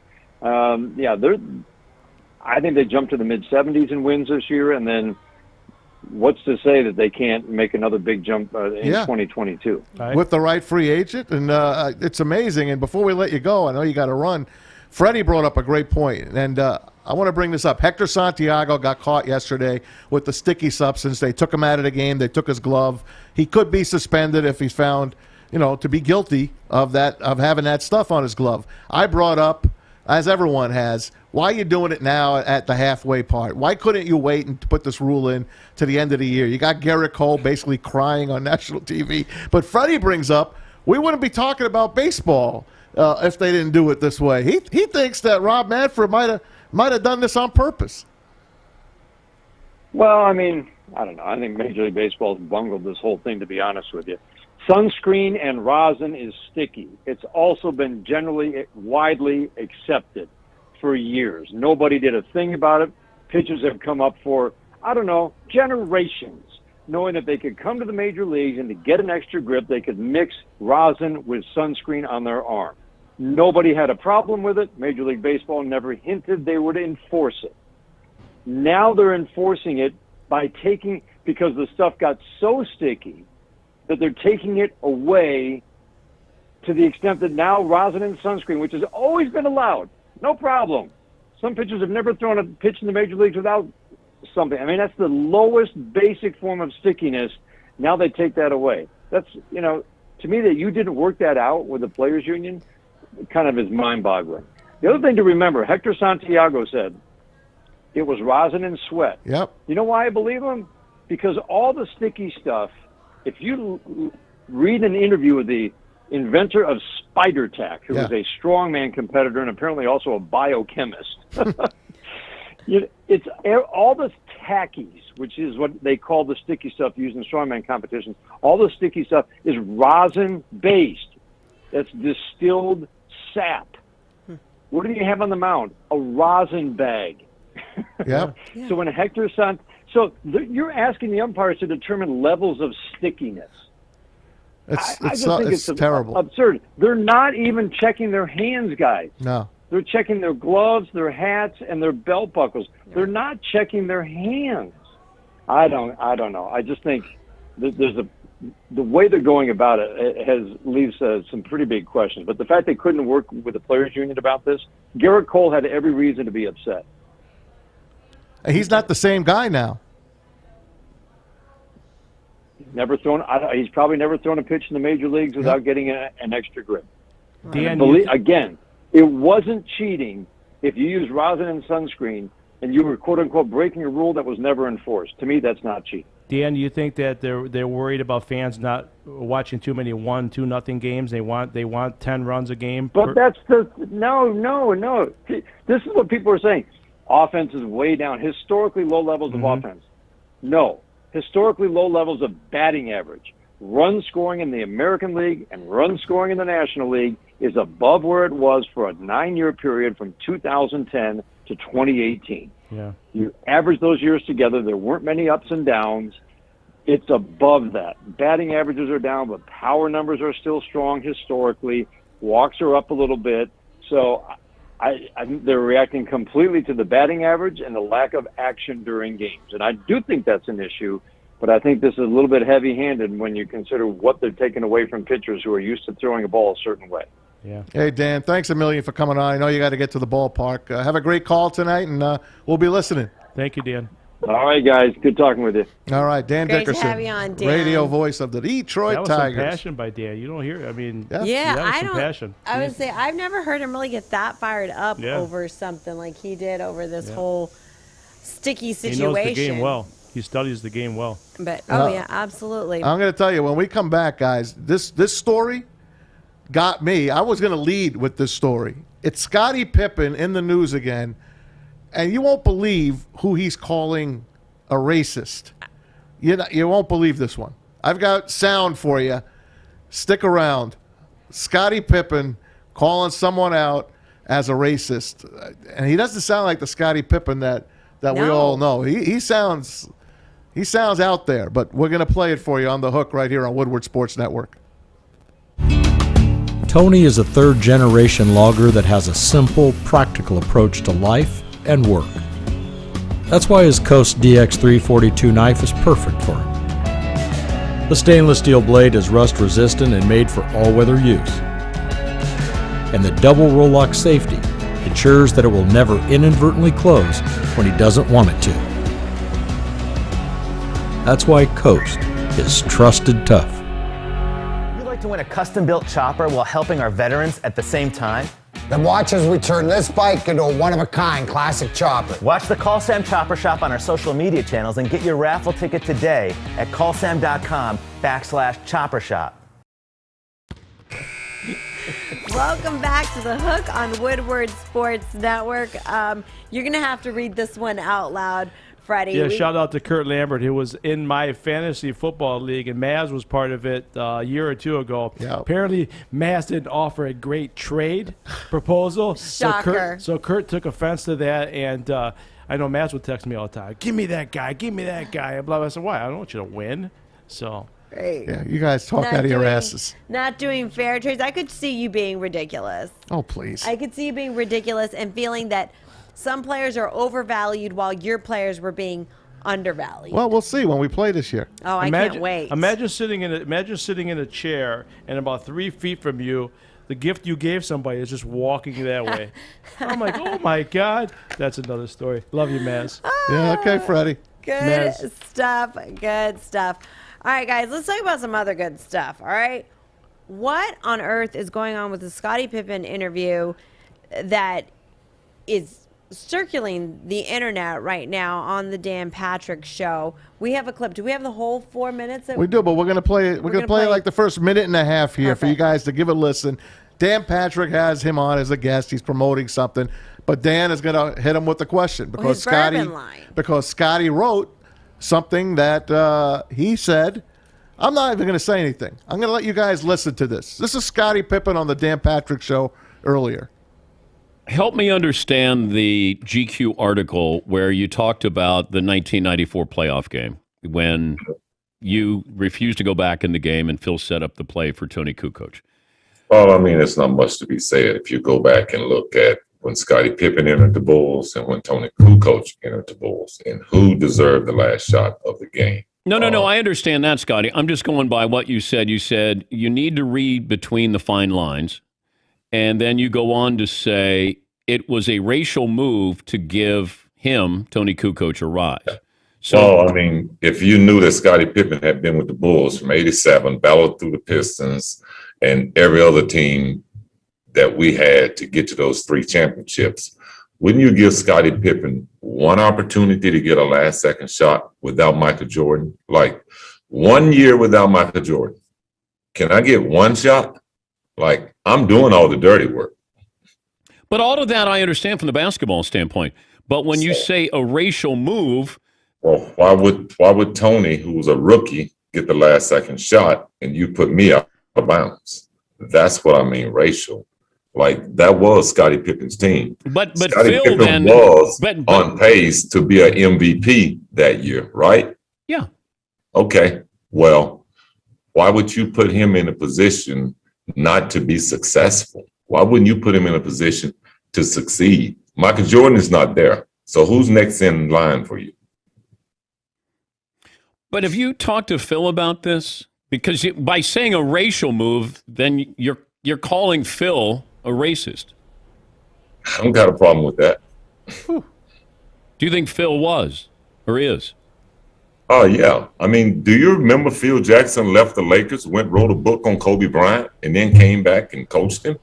I mean, who would do that? You name someone in professional sports that would do that. You know? I think he tried to expose Kobe in a way that he shouldn't have. You're the head coach, and you're the guy that sits in the locker room and tells the players, this is a circle, and everything stays within the circle. Because okay, that's part one. First of all, he talks about himself in the third person about 4 different times. Right. I mean, he calls one of the greatest coaches in NBA history, Phil Jackson, a racist. Freddie, I know you don't like talking race. No one does. No. But, I mean, come on. Really? I mean, was Michael Jordan white or black? No, obviously he was black. Okay. But was he racist against Michael Jordan? The way I look at this interview is exactly what you said at the beginning when you said to turn it on, is he was on Dan Patrick to promote something. Mm-hmm. Whatever he's promoting right now, we're talking about. So this is today's world right now. Well, but the problem is that we're not talking about it. But like, I don't even think people even know that what he was on there promoting. That clip is, and they're not talking about his bourbon that just launched called Digits. We're talking about the fact that he called Phil Jackson a racist. But he also actually took a shot at Michael Jordan as well too. Of course he did. Because he said, he goes, 1 year without Michael Jordan, can I have a shot as well? Yeah. So listen, if we all remember Scottie Pippen, obviously he was never happy being number 2. And we know the game against the Pistons, he didn't want to come back in. He said he had a headache, blah, blah, blah. Migraine. This is just a guy that's clearly has a problem with being number 2. And there's a lot of guys in that position that can't handle being number 1, and there's guys that can't handle being number 2. He's acting like number 2. I'll tell you that right now. Well, because he's saying he in the did all the dirty work. In the second half of this interview, remember the 30 for 30 on the Bulls, the last dance. And all that access that the Bulls had, that Michael Jordan basically had. That's all his video. He had people following him around, videotaping everything. So I want you to remember that when you hear the second half of this interview. Scottie Pippen and Dan Patrick. He's going to go after Michael Jordan here. That's what team is about. But you as the head coach, open it up. And now you go out and you try to belittle, at that time, probably one of the greatest players in the game. Well, it feels like he's disloyal. I don't know if that makes him a racist. Well, that's your way of putting it out, and I have my way. I was in the locker room with him. I was in practices with him. You're looking for him afar. Yeah, and look, that's why I wanted to have you on. But I go back, and Phil designed a play for Steve Kerr when Mike was there. And Mike didn't have a problem with that, did he? I don't want to. You're not setting me up to answer the right question. What do you mean Phil set up a play for Steve Kerr? He didn't set that play for Steve Kerr. He set that play for Michael Jordan. I thought in the huddle, Mike says, "I'm going to throw you the ball. You'll be open at the foul line." And Phil had nothing to do with that? And you don't want to get this show started because it'll take us a long time. Do you know all those cameras that's sitting in that huddle who they was working for? The NBA. So you know who Michael was speaking to when he said that, right? that was planned. That was speaking to the camera. That wasn't speaking out of what we're going to have to do, what the play is going to be. That was. So See? I think that instead of digits, his bourbon line should have been called like truth serum. How about that? Yeah. But how much is this? How much is this is truth, or how much is this is bitterness? Well, that sounds a little truthful to me. He's on the inside, and MJ calls the shots. MJ had that tape, that video, sequestered. That was like locked up because he had planned that he was going to do this big expose on the Bulls' run, on his run. Okay, so the 10-part series last year, do you remember seeing Scottie Pippen in a lot of those episodes? Because I really don't. You think maybe that's what he's bitter about? It could be. I don't remember seeing him in a lot of those episodes. I saw Ahmad Rashad more than I saw. He Scottie spoke Pippen. against Scottie in a couple episodes, and he did. He said he wasn't there a lot of times when we needed him. I like Scottie. He's a great. Now Phil Jackson went on ESPN with Dan Patrick. I even saw this on YouTube. Almost back when Jordan just retired, and Phil Jackson was saying Scottie Pippen takes a backseat to no basketball player. He is one of the greatest basketball players that ever laced him up, and he was just giving him all the credit in the world. So Phil Jackson knew what he had there in Scottie. Scottie is just. It's sour grapes, man. That's doesn't what it sound sounds good. like. I thought Kobe it's Bryant. not a good look. I thought Kobe Bryant really liked Phil Jackson too. I thought the relationship was really good. Too. Yeah, I think he did. Yeah. Even though he wrote the book prior to coaching Kobe Bryant. Yeah. He talked about Kobe being selfish and this and that. But guess what? He got Kobe and Shaq to coexist on that team. For although sure, there was which a lot that was crazy. That was a lot of friction on that team. Plenty more on that coming up, and I'm sure you're going to hear a lot of it going forward. I had to get that in for you guys before the day was up here. Yeah, that's some good stuff. There's going to be a lot more that's going to be released. I know it's circulating all the big headlines on the internet, but just to touch a little bit of base on his bourbon, he did say it's going to be smooth. Pippen said, "There's no sharp edges. It's got a nice flavor, vanilla." He gave it all the sharp edges. Just a good bourbon. I think it's easy to drink, and I think people will like it. I think he drank it before he went on that That's show. what I'm saying. I think he was feeling good. Yeah. I think he was feeling good. But if you get a chance, I guess check out his bourbon as well, right? That's what he went on there to go promote, not start all this chaos. But there's gonna be so much more on that, and we'll certainly keep you up to date, as I'm sure he'll be defending himself a lot. All right, guys, it is that time of the show where we're gonna wrap things up, and we're gonna get to who you like. Tom Mazaway, you kick it off. All right, I had a 1-2 weekend, not great, but I got screwed on a couple of games. But now I'm going with 4 games tonight. Give me the Bo Sox, the White Sox, the Astros, and the Cardinals. That's a 468 plus 468. Boston, Chicago, Houston, St. Louis. Take it to the bank. All right. For me, I got one game and I got a series. Montreal obviously tonight. Montreal, Tampa Bay. Tampa Bay is minus 210 tonight. So I like Montreal tonight to win. I would say they're probably going to be 160, 170. Give me them, and I'm going to take the Montreal Canadiens in 5 games. I think Carey Price wins What's the thing he wins at the end? The Vezina. The Vezina. No, not the Vezina. Yeah, the Conn Smythe. I think Carey Price wins. I think most valuable player, obviously. I think Montreal wins this series in 5 games.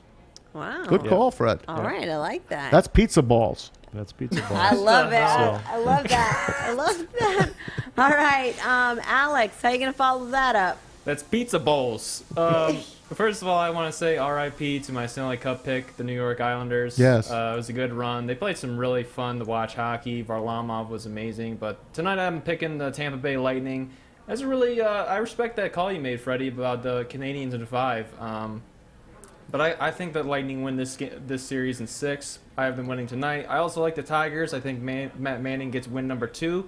And I like the Phoenix Suns closing out their series against the LA Clippers. All right, we got to put that parlay together for you. I don't bet money. Well, so I'm cheap. You will today. I'll put $5 on that for you. Could you imagine in 1993 when Montreal won the cup? If you and me were at the game and I said to you, Maz, and the Canadian team will not win the Stanley Cup until 2021. You would tell me. I would laugh at you. I know what you would tell me. Yeah. This is their 35th time in the Stanley Cup final. Yeah. Scotty Bowman took a few of those teams. You know they did. Yep. All right, Fish, Sorry, who do we like? No, it's all right. We're going to Europe. I love for it. the Euros. Hence the name. I'm taking England over Germany. I don't think it'll happen, but you bet I'm soccer going with on this show? He does. bet everything. Oh, yeah. Soccer? Yes, I'm going with my heart. England over Germany. Fuck the Germans. Oh. Even though I love the Germans. You get the point. And then Sweden over you're picking Sweden over Ukraine. Send me emails to Fish. There you have it, guys. And then whoever it is that has hacked or taking over our... It's probably easy. Is it easy? I'm guessing it's easy. Whether it's easy or Mikey TikTok or Kennedy, I'm not sure, but Woodward Sports is saying that they like Montreal tonight. Want to give them a shout out. So that's got to be on Sean's Twitter for sure. Sean B. Oh, yeah. There you go. And Whoever it was that has hacked our Twitter. So big shout out to everybody who has enjoyed their Monday afternoon with us. We love you guys. Thanks so much for tuning in.